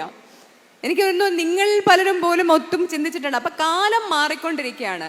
ഒരു പക്ഷെ നിങ്ങളുടെ പാരൻസ് നിങ്ങൾക്ക് പറഞ്ഞു തന്നുകൊണ്ടിരിക്കുന്നത് പോലെ ആയിരിക്കില്ല, അല്ലെങ്കിൽ നിങ്ങളുടെ ടീച്ചേഴ്സ് നിങ്ങൾക്ക് പറയുന്നത് പോലെ ആയിരിക്കില്ല. നിങ്ങൾക്കാണ് അറിയുന്നത് നിങ്ങളുടെ കാലം എങ്ങനെയാണെന്ന്, നിങ്ങളുടെ കുട്ടികൾക്കിടയിൽ എങ്ങനെയാണ്. നിങ്ങൾ വിദ്യാർത്ഥികൾ അങ്ങോട്ടും ഇങ്ങോട്ടും നിങ്ങളുടെ ലാംഗ്വേജ് തന്നെ ഡിഫറെൻ്റ് ആയിരിക്കും. ഒരു പക്ഷേ ഞങ്ങളൊക്കെ സ്കൂളിലോ കോളേജിലോ ഒന്നും പറഞ്ഞുകൊണ്ടിരിക്കുന്നത് പോലെ ആയിരിക്കില്ല. അപ്പം നിങ്ങൾക്കറിയാം നിങ്ങളുടെ ഇടയിൽ എത്രത്തോളം ഈ പറയുന്ന കാര്യങ്ങൾക്കൊക്കെ പ്രസക്തിയുണ്ട്, എത്രത്തോളമാണ് ഇതിൻ്റെയൊക്കെ പ്രശ്നം എന്നുള്ളത് നന്നായി മനസ്സിലാക്കാനുള്ള ബുദ്ധിയും ബോധവും എല്ലാമുള്ള കുട്ടികളാണ് നിങ്ങൾ.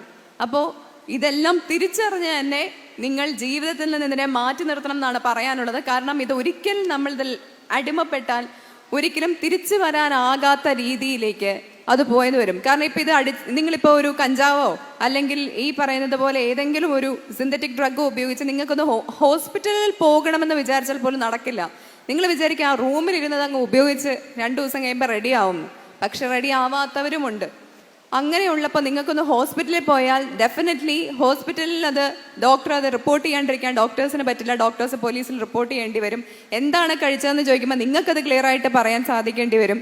അപ്പം അങ്ങനെ പിന്നീട് ആ ജീവിതം തന്നെ നഷ്ടപ്പെടുന്ന ഒരു സാഹചര്യത്തിലേക്ക് കിടക്കും. ഈ കുറച്ച് നാളുകൾക്ക് മുൻപാണ് ഒരു പ്രതിയെ MDMA സഹിതം പിടിച്ചത്. പോലീസ് പിടിച്ച സമയത്ത് അയാൾ MDMA വിഴുങ്ങുകയാണ് ചെയ്തത്. കുറച്ച് പാക്കറ്റ് മാത്രം MDMA, അത് വെറും മില്ലിഗ്രാം മാത്രമേ ഉണ്ടായിരുന്നുള്ളൂ. അത് വിഴുങ്ങി അയാൾ മരിച്ചു പോവുക ചെയ്തത്. കാരണം വയറിൽ വെച്ച് അത് പൊട്ടി അയാൾ മരിച്ചു. സമാനമായ രീതിയിൽ അടുത്ത കുറച്ച് ദിവസങ്ങൾക്ക് ശേഷവും പോലീസ് പരിശോധന നടത്തി ഒരാളെ പിടികൂടി. പോലീസിനെ കണ്ടപ്പോൾ ഇയാൾ ഈ കവറ് വിഴുങ്ങി. പക്ഷെ അപ്പോൾ പോലീസിന് ഈ അനുഭവം മുന്നിൽ ഉണ്ടായിരുന്നത് കൊണ്ട് അയാളെ കൃത്യസമയത്ത് ആശുപത്രിയിൽ എത്തിച്ചു. അയാളെ രക്ഷപ്പെടുത്താൻ സാധിച്ചു. ഇങ്ങനെ ഒരുപാട് കാര്യങ്ങൾ നമ്മളതാണ് ഞങ്ങളുടെ ഈ യാത്രയുടെ പ്രധാന ലക്ഷ്യം. ഒരുപാട് പ്രസംഗിച്ച് നിങ്ങളെ ബോറടിപ്പിക്കാനൊന്നും ഞാൻ മുതിരുന്നില്ല. അപ്പോൾ ഒരിക്കൽ കൂടി പറയുന്നു, അരുത് ലഹരി. ലഹരിയുടെ മറ്റൊരു ഇമ്പാക്റ്റാണ് ആക്രമണം. ഈ ആക്രമിക്കാനുള്ള ഒരു ടെൻഡൻസി, ഒരു അക്രമവാസന. അപ്പോൾ ലഹരി ഇല്ലെങ്കിൽ നമുക്ക് ഇതിനെയെല്ലാം മാറ്റി നിർത്താൻ പറ്റും. ഓരോരുത്തർക്കും അവരവരുടെ ലൈഫ് ഇമ്പോർട്ടൻ്റ് ആണ്. എനിക്ക് എൻ്റെ ലൈഫ് ഇമ്പോർട്ടൻ്റ് ആണ്. എൻ്റെ ലൈഫിലെ നായിക ആരാ? ഞാനാണ് എന്ന് പറയുന്ന പോലെ നിങ്ങളുടെ ഓരോരുത്തരുടെയും ലൈഫ് നായകനും നായികയും ആരാണ്? നിങ്ങൾ തന്നെയാണ് അല്ലേ? അപ്പോൾ നമുക്ക് ഒരിക്കലും നായകന്മാർക്ക് അല്ലെങ്കിൽ നായികമാർക്ക് വില്ലനോ വില്ലത്തിയോ ആവാൻ താല്പര്യം ഉണ്ടാവില്ല. ഉണ്ടോ? ഇല്ലേ? ഉണ്ടോ? ആന്നോ? ആന്ന് പറഞ്ഞ ആളാരാ? ഓക്കെ. അപ്പം ഈ ഒരു സന്ദേശം നിങ്ങളിലേക്ക് എത്തിച്ചുകൊണ്ട് ഞാൻ എൻ്റെ വാക്കുകൾ നിർത്തുന്നു. കേട്ടിരുന്നതിന് ഒരുപാട് നന്ദി. Thank you. ചടങ്ങിൽ നന്ദി പ്രകാശിപ്പിക്കുന്നതിനായി മാള പ്രസ് ക്ലബിന്റെ പ്രസിഡന്റിനെ ക്ഷണിക്കുന്നു. നമുക്കെല്ലാവർക്കും ഏറ്റവും പ്രിയപ്പെട്ട ശ്രീകണ്ഠൻ നായർ, അതുപോലെ തന്നെ 24 ടീം, പ്രിയപ്പെട്ട കാർമൽ കോളേജിൻ്റെ പ്രിൻസിപ്പൽ, മറ്റ് അധ്യാപകരെ, പ്രിയ സുഹൃത്തുക്കളെ, മാധ്യമ പ്രവർത്തകരെ, എല്ലാവർക്കും എൻ്റെ നമസ്കാരം. വളരെ സന്തോഷമുണ്ട് ഇത്തരമൊരു ചടങ്ങിൽ പങ്കെടുക്കാൻ സാധിച്ചതിൽ. മാളയിൽ ഏകദേശം 1 മാസം മുന്നാണ് മാളയിൽ ഇങ്ങനൊരു പരിപാടി വരുന്നുണ്ടെന്ന് മാളയിലെ 24ൻ്റെ സ്ട്രിങ്ങറായ സന്ദീപ് പറഞ്ഞു. ഒരു സംശയമാണ് പറഞ്ഞത്. അപ്പോൾ ഞങ്ങളെല്ലാവരും പറഞ്ഞു എങ്ങനെയും നമുക്ക് ഈ പരിപാടി മാളയിൽ കൊണ്ടുവരണം. ശ്രീകണ്ഠൻ സാറിനൊക്കെ മാളയിൽ വരാൻ ഞങ്ങൾ കാണുവാനും എല്ലാം ഒരു സാഹചര്യം. അതുപോലെ തന്നെ ഒരു ലഹരി വിരുദ്ധ സദസ്സുമായി മാളയിലൂടെ കടന്നു വരേണ്ടത് ഈ നാട്ടിലൂടെ ഈ തിരുവനന്തപുരം മുതൽ കാസർഗോഡ് വരെ പോകുമ്പോൾ അത് മാളയിലൂടെ വരുമ്പോൾ മാളക്കാർക്കും അത് വലിയൊരു സന്തോഷമാണ്. കാരണം ഇന്നത്തെ സമൂഹത്തെയും പ്രത്യേകിച്ച് യുവതലമുറയെ ഏറ്റവും കൂടുതൽ കാർന്നുതിന്നുന്ന ലഹരി, അതിനെതിരെയാണ് ഒരു ചാനലുകളും മുന്നിട്ടിറങ്ങാത്ത ഈ സാഹചര്യത്തിൽ ശ്രീകണ്ഠൻ സാർ മുന്നിട്ടിറങ്ങിയിരിക്കുന്നത്. ഏറ്റവും കൂടുതൽ ശക്തിയുള്ളവർ തന്നെയാണ് ഈ ലഹരി വിൽക്കുന്നവർ. അവരെ പ്രതിരോധിച്ചുകൊണ്ട് തന്നെയാണ് ഈ യാത്ര മുന്നോട്ട് പോകുന്നത്. ഇപ്പോൾ ജെയിംസ് സാർ പറഞ്ഞ മാതിരി ഒരുപാട് ശത്രുതയെല്ലാം ഇതിൻ്റെ പുറകിൽ ഇതിന് മുന്നിട്ടിറങ്ങുന്നവർക്കുണ്ടാവാം. അതിനൊന്നും വകവയ്ക്കാതെ തന്നെയാണ് ശ്രീധരൻ സാറ് ഈ പ്രോഗ്രാമുമായി കേരളം മൊത്തം സഞ്ചരിക്കുന്നത്. അത് കേരളത്തിൻ്റെ തന്നെ ഒരു ഐഡൻറ്റിറ്റിയായി മാറുകയാണ്. കേരളത്തിന് തന്നെ അഭിമാനിക്കാം ഇങ്ങനെ ഒരു 24 ചാനലിൻ്റെ ചീഫ് എഡിറ്റർ കൂടി അദ്ദേഹം മുന്നിട്ടിറങ്ങുന്നതിൽ. എന്തിനായാലും ഈ പരിപാടി ഇവിടെ മനോഹരമായി സംഘടിപ്പിക്കാൻ സാധിച്ചതിൽ വളരെ സന്തോഷമുണ്ട്. സാറ് ഉച്ചയ്ക്ക് തന്നെ മാളയിലെത്തിയിരുന്നു. മാള അദ്ദേഹത്തിൻ്റെ സ്വന്തം ഒരു നാടായിട്ടാണ് അദ്ദേഹത്തിന് അനുഭവപ്പെടുന്നതെന്ന് അദ്ദേഹം പറഞ്ഞു. മാള രവീന്ദ്രനെ ആയാലും കെ കരുണാകരനെ ആയാലും നമ്മുടെ ജോജുവിനെ ആയാലും സിജോ വടക്കനെ ആയാലും എല്ലാം സുപരിചിതമായ അദ്ദേഹം. നമുക്കും അദ്ദേഹത്തെ കാണുമ്പോൾ വേറെ നമ്മുടെ വീട്ടിലൊരു അംഗമായിട്ട് തന്നെയാണ് ഞങ്ങൾക്കും അത് അനുഭവിക്കുന്നത്. കാരണം എന്നും അദ്ദേഹത്തെ കാണുന്നു. ഒരു കുടുംബാംഗത്തെ കണ്ട പ്രതീതി തന്നെയാണ് ഞങ്ങൾക്കുമുള്ളത്. അതിൽ വളരെ സന്തോഷമുണ്ട്. അദ്ദേഹം ഇവിടെ എത്തിയതിന് മാളക്കാരുടെ എല്ലാവിധ നന്ദിയും സ്നേഹവും ഈ അവസരം അറിയിക്കുകയാണ്. അതുപോലെ തന്നെ ഇവിടെ എത്തിയ 24-ൻ്റെ ജെയിംസ് സാർ അടക്കമുള്ള മാളക്കാരനെ ജെയിംസ് സാർ അടക്കമുള്ള 24-ൻ്റെ മുഴുവൻ ആളുകളെയും മാള പ്രസ് ക്ലബിൻ്റെ പേരിലും മാളക്കാരുടെ പേരിലും ഞാനിവിടെ നന്ദി രേഖപ്പെടുത്തുന്നു. അതുപോലെ തന്നെ എക്സൈസ് ഡിപ്പാർട്ട്മെൻറ്റ്, ഇവിടെ മാധ്യമപ്രവർത്തകരുണ്ട്, ഇവിടെ എത്തിയിരിക്കുന്ന അധ്യാപകർ, വിദ്യാർത്ഥികൾ, സുഹൃത്തുക്കൾ എല്ലാവർക്കും ഈ നന്ദി രേഖപ്പെടുത്തുന്നു. ഒപ്പം തന്നെ ഈ ചടങ്ങ് ഏറ്റവും മനോഹരമാക്കുവാൻ വേണ്ടി നേതൃത്വം നൽകിയത് 24-ൻ്റെ മാളയിലെ സ്ട്രിങ്ങർ ശ്രീ സന്ദീപാണ്. അദ്ദേഹം കുറേ ദിവസങ്ങളായിട്ട് സന്ദീപ് ഇതിനു വേണ്ടി ഓടി നടക്കിയ സന്ദീപിനും അതുപോലെ തന്നെ ഇവിടെ മനോഹരമായി ഈ പരിപാടി സംഘടിപ്പിക്കാൻ എല്ലാ സഹായങ്ങളും ചെയ്തു തന്നത് ഇവിടുത്തെ പ്രിൻസിപ്പളും സിസ്റ്റർ റിനി അവർകളാണ്. അതേപോലെ തന്നെ ഇവിടുത്തെ കോൺവെന്റിലെ അധ്യാപകർക്കും അതുപോലെ ഇവിടുത്തെ വിദ്യാർത്ഥികൾക്കും എല്ലാവർക്കും ഇവിടെ എത്തിയ എല്ലാവർക്കും ഒരിക്കൽ കൂടി നന്ദി പറഞ്ഞുകൊണ്ട് നിർത്തുന്നു. ഈ ലഹരി വിരുദ്ധ സദസ്സ് കേരളം മുഴുവൻ ഏറ്റെടുക്കണം, വിജയിക്കട്ടെ എന്ന് ആശംസിക്കുകയും പ്രാർത്ഥിക്കുകയും ചെയ്തുകൊണ്ട് എല്ലാവർക്കും ഒരിക്കൽ കൂടി നന്ദി പറഞ്ഞു നിർത്തുന്നു. നന്ദി, നമസ്കാരം. അടുത്തതായി ഒരു നറുക്കെടുപ്പിലേക്ക് നമ്മൾ കടക്കുകയാണ്. അല്പം മുൻപ് സൂചിപ്പിച്ചത് നിങ്ങൾക്ക് എല്ലാവർക്കും ഒരു പേപ്പർ തന്നിരുന്നു. അതിൻ്റെ കൗണ്ടർ ഫോയിൽ ഇവിടെ ഇട്ടിട്ടുണ്ടെന്നാണ് പ്രതീക്ഷിക്കുന്നത്. അതിൽ നിന്ന് നമ്മൾ നറുക്കെടുക്കാൻ പോവുകയാണ്. ഈ നറുക്കെടുപ്പിലൂടെ ഭാഗ്യവാനെ നമുക്കുടൻ തന്നെ കണ്ടെത്താം. Benny royal tours and travels ഒരുക്കുന്ന ഒരു വിദേശ യാത്രയാണ് ഭാഗ്യവാനെ കാത്തിരിക്കുന്നത്. അപ്പോൾ എറണാകുളം ജില്ലയിലെ നറുക്കെടുപ്പാണ് നടക്കാൻ പോകുന്നത്. കുറച്ചുകൂടി കൗണ്ടർ ഫോയിൽ ഉണ്ടെന്ന് തോന്നുന്നു. അപ്പോൾ ഈ നറുക്കെടുപ്പിനെ കുറിച്ച് 2 വാക്ക് സംസാരിക്കാനായി MD ശ്രീ ബെന്നി സാറിനെ ക്ഷണിക്കുന്നു. ഓക്കെ. ശ്രീകണ്ഠൻ സാറേ, ജെയിംസ് സാറേ, എൻ്റെ പ്രിയപ്പെട്ട നാട്ടുകാരെ, വളരെയധികം സന്തോഷമുണ്ട് നിങ്ങളുടെ മുമ്പിൽ നിൽക്കാൻ. അതിനേക്കാളുപരി ഈ ശ്രീകണ്ഠൻ സാറ് ഇങ്ങനെ നടത്തുന്ന വലിയ ഒരു ഉദ്യമത്തിന് അതിന് പങ്കാളിയാകാനുള്ള ഭാഗ്യവും നമുക്ക് ലഭിച്ചു. വ്യക്തിപരമായി എൻ്റെ ജീവിതത്തിലെ വലിയ ഒരു നേട്ടമായിട്ട് തന്നെയാണ് ഇതിനെ ഞാൻ കാണുന്നത്. അദ്ദേഹത്തിൻ്റെ 40 വർഷത്തെ മാധ്യമരംഗത്തുള്ള അദ്ദേഹത്തിൻ്റെ പ്രവർത്തനം ഇന്ന് കേരളം മുഴുവനും ഏറ്റുവാങ്ങിയ ലഹരിക്കെതിരെയുള്ള വലിയൊരു ക്യാമ്പയിനിലേക്ക് മാറി എന്നത് കാണുമ്പോൾ വളരെയധികം സന്തോഷമുണ്ട്. ഞാൻ 16-ാം തീയതി മാർച്ച് 16-17 തീയതിയിൽ ഇതിൻ്റെ തുടക്കം മുതൽ ഇതിൻ്റെ സജീവമായി ഇതിൻ്റെ പ്രവർത്തനങ്ങളിൽ പങ്കാളിയാവുന്ന വ്യക്തിയാണ് ഞാൻ. വഴിയോരങ്ങളിൽ കടന്നു പോകുമ്പോൾ സംഘങ്ങളായി ലഹരിക്കെതിരായി ജനങ്ങൾ സംഘടിച്ച വലിയൊരു കാഴ്ച കാണുമ്പോൾ വളരെ സന്തോഷം തോന്നി. കാരണം ഇതിനൊക്കെ കാരണക്കാരനായത് നമ്മുടെ ശ്രീകണ്ഠൻ സാറാണ്. അദ്ദേഹത്തിൻ്റെ ആ നിശ്ചയദാർഢ്യവും ഇന്ന് യാത്രയിലുടനീളം വളരെ അവശനായി കാണപ്പെട്ടപ്പോഴും വളരെ ശക്തിയോടുകൂടി ഈ സാമൂഹ്യ വിപത്തിനെ നമുക്ക് വലിച്ചെറിയണം. അങ്ങ് 20-ാം തീയതി കാസർഗോഡ് എത്തുന്നതിന് മുമ്പ് പരിപൂർണമായി ഇത് തുടച്ചു നീക്കപ്പെടണമെന്നുള്ള അദ്ദേഹത്തിൻ്റെ വലിയൊരു നിശ്ചയദാർഢ്യമാണ് നാം കണ്ടത്. അത് ഒരു പരിധിവരെ വിജയിച്ചു. ജനങ്ങൾ ഏറ്റെടുത്തു, സംഘങ്ങളായി അണിചേർന്നു. ഇനി ഏറ്റവും വേഗത്തിൽ കേരളം ആ ഗോഡ്സ് ഓൺ കൺട്രി അതിൻ്റെതായ തനിമയിൽ തിരിച്ചു വരുമെന്ന കാര്യത്തിൽ വളരെയധികം പ്രതീക്ഷയുണ്ട്, സന്തോഷമുണ്ട്. വ്യക്തിപരമായിട്ട് ഞാനും ഇതിലേക്ക് പങ്കാളിയാവുന്നു. ഞങ്ങൾ 14 ജില്ലകളിൽ തിരഞ്ഞെടുക്കപ്പെടുന്ന ഓരോ വ്യക്തികൾക്ക് സിംഗപ്പൂരിലേക്ക് ഒരു ക്രൂയിസ് യാത്ര ഞങ്ങൾ വാഗ്ദാനം ചെയ്തിട്ടുണ്ട്. ആ ക്രൂയിസ് യാത്ര ഏകദേശം 1 ലക്ഷം രൂപ വരെയുള്ള ഒരു ക്രൂയിസ് യാത്രയാണ്. അത് ഈ 20-ാം തീയതിക്ക് ശേഷം 26-ാം തീയതിയാണ് കൊച്ചിയിൽ നിന്നും പുറപ്പെടുന്നത്. അത് തൃശ്ശൂരത്തെ മണ്ണിൻ്റെ നറുക്കെടുപ്പ് ഇവിടെ വെച്ച് നടത്തണമെന്നുള്ളൊരു ആഗ്രഹം ഉണ്ടായിരുന്നു. അതുപോലെ തന്നെ നമ്മുടെ കൊച്ചുമാളയിൽ നമ്മൾ മാളയൊന്നും അറിയട്ടെ, ശ്രദ്ധിക്കപ്പെടട്ടെ എന്നുള്ള വലിയ ആഗ്രഹത്തിൽ അതിൻ്റെ ഔപചാരികമായ നറുക്കെടുപ്പാണ് ഇപ്പം നടക്കുന്നത്. ആരാണ് ഈ മാളയിൽ നിന്നുള്ള ഒരു ഭാഗ്യവാൻ അല്ലെങ്കിൽ ഭാഗ്യവതി എന്ന് ഇപ്പോൾ നമുക്ക് അറിയാൻ സാധിക്കും. അവർക്ക് സിംഗപ്പൂർ എയർലൈൻസിലാണ് ഈ യാത്ര 26-ാം തീയതി പോകുന്നത്. ഞാനും ഉണ്ടാവും, പിന്നെ ജെയിംസ് സാറോ അല്ലെങ്കിൽ SKN സാറുണ്ടാവും അറിയില്ല. എന്തായാലും 24 ചാനലിൻ്റെ പ്രതിനിധികൾ ഉൾപ്പെടെയുള്ള വലിയ ഒരു യാത്രയ്ക്കുള്ള വലിയൊരു ഭാഗ്യമാണ് മാളയ്ക്ക് കൈവന്നിരിക്കുന്നത്. അതിൻ്റെ നറുക്കെടുപ്പ് ഇപ്പോൾ ഇവിടെ പൂർത്തിയാകും. അദ്വൈത് നറുക്കെടുക്കുകയാണ്. ആരാണ് ഭാഗ്യവാനാണോ ഭാഗ്യവതിയാണോ എന്ന് നമുക്ക് നോക്കാം.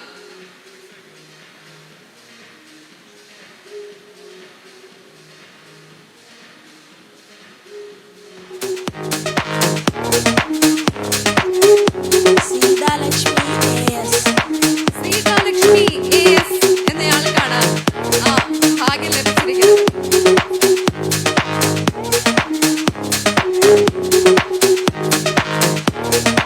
അപ്പൊ ഇതിലൊരു നമ്പറുണ്ട്. ആ നമ്പറിൽ ഇപ്പൊ ഡയൽ ചെയ്യാൻ പോവാണ്. നമുക്ക് നേരിട്ട് സംസാരിക്കാൻ പറ്റുമോ നോക്കാം.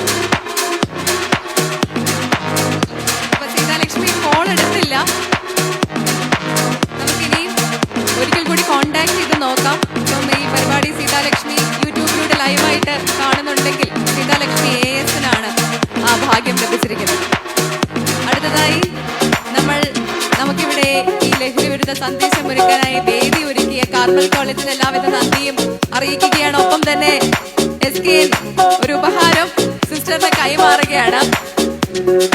ഇതിന്റെ മോഹവില SKN തന്നെ പറയും. ഇതിന്റെ മോഹവില കപ്പിന്റെ 500 കോടി രൂപയാണ്. എന്നാൽ ഇതിന്റെ യഥാർത്ഥ വില 300 രൂപയാണ്.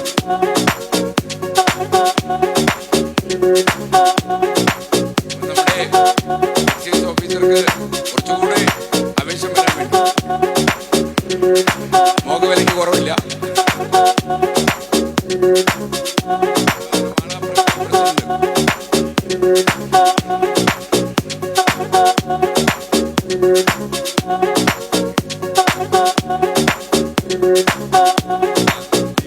സന്ദീപ് എവിടെ? നമ്മുടെ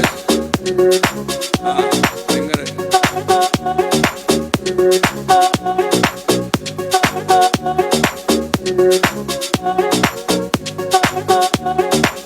തൃശ്ശൂർ ജില്ലാ റിപ്പോർട്ടർ സൂരജ് സജ്ജിയുടെ ലീഡർഷിപ്പിൽ സന്ദീപൊക്കെ നല്ലതായിട്ട്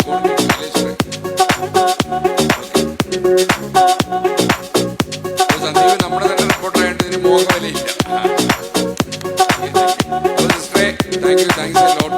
ഒരുപാട് സ്ട്രെയിൻ എടുത്ത് താങ്ക് യു. അവധി ദിവസം ഈ കോളേജ് പ്രവർത്തിപ്പിക്കാൻ തീരുമാനിച്ചു. അതൊക്കെ ഞങ്ങളോട് കാണിച്ചു, ഈ പ്രശ്നത്തോട് കാണിച്ചുള്ള ഒരു അനുഭാവമായിട്ട് ഞങ്ങൾ കാണുന്നു. Thank you. Thanks a lot. ഏറ്റവും വലിയൊരു ഭാഗ്യമായിട്ടാണ് ഞങ്ങൾ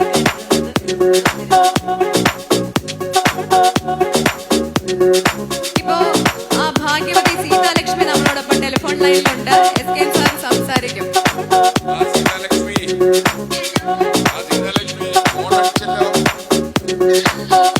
പാസ്പോർട്ട് ഉണ്ടോ?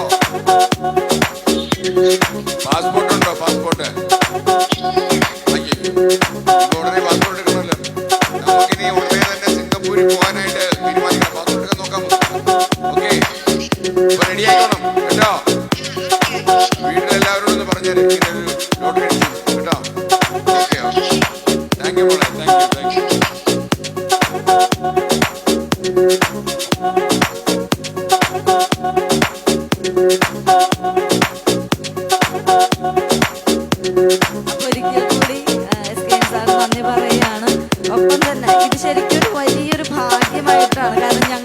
സന്ദീപ് സാർ പറഞ്ഞതും പറ്റുമോന്ന് അറിയില്ല സിസ്റ്ററെ, എന്നാലും ശ്രമിക്കാം. ഷാൻഡി സാറാണ് ഈ ഒരു കോളേജിന് സജസ്റ്റ് ചെയ്തതെന്നൊക്കെ പറഞ്ഞു. ഈ കോളേജിന് ഒരു പ്രത്യേകത കൂടിയുള്ളത്, കഴിഞ്ഞ 42 വർഷമായിട്ട് ഞങ്ങൾ പെൺകുട്ടികളെ മാത്രമാണ് പഠിപ്പിച്ചുകൊണ്ടിരുന്നത്. ഈ ഒരു വർഷം 43ാമത്തെ വർഷം ഞങ്ങൾ ആൺകുട്ടികൾക്ക് കൂടെ മൂല്യാധിഷ്ഠിത വിദ്യാഭ്യാസം കൊടുക്കാനുള്ള ഒരു തീരുമാനം എടുത്തൊരു വർഷമാണ്. അപ്പൊ ഞങ്ങൾക്ക് ഈ ഒരു വേദി സാറിനൊപ്പം പങ്കിടാൻ സാധിച്ചതിൽ ഒത്തിരി സന്തോഷമുണ്ട്. ഈ വർഷത്തെ ഏറ്റവും പ്രധാനപ്പെട്ട ഒരു ഇവന്റ് ആയിട്ട് തന്നെ ഇത് മാറുകയാണ്. അപ്പോൾ സന്ദീപ് സാറിനോടും ഷാൻഡി സാറിനോടും ഇവിടെയുള്ള എല്ലാ നാട്ടുകാരോടും ഒപ്പം ശ്രീകണ്ഠൻ നായർ സാറിനോടും 24നോടുള്ള ഞങ്ങളുടെ നന്ദി ഏറ്റവും സ്നേഹത്തോടു കൂടെ അറിയിക്കുകയാണ്, ഒപ്പം പ്രാർത്ഥനയും. Thank you. ഒരുപാട് ആൾക്കാർ മുങ്ങി മരിക്കാതിരിക്കാൻ നീന്തൽ ഒഴിപ്പിച്ചൊരു കൂടിയുണ്ട്.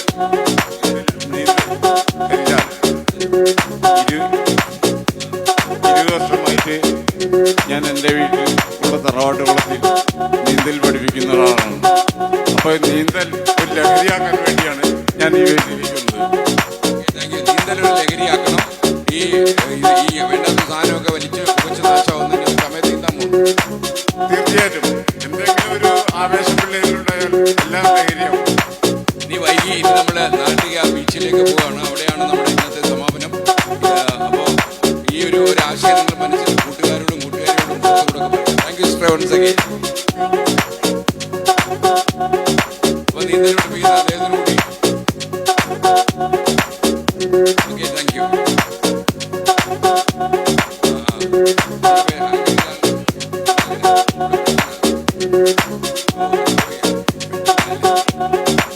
ടീച്ചറെ, ടീച്ചർക്ക് നമ്മുടെ ഒരു സന്തോഷം മോഹവില 1000 കോടിയാക്കി. Okay, thank you. അപ്പോൾ ഒരുപാട് സമയം എടുത്തു ടീച്ചറെ. Thank you all.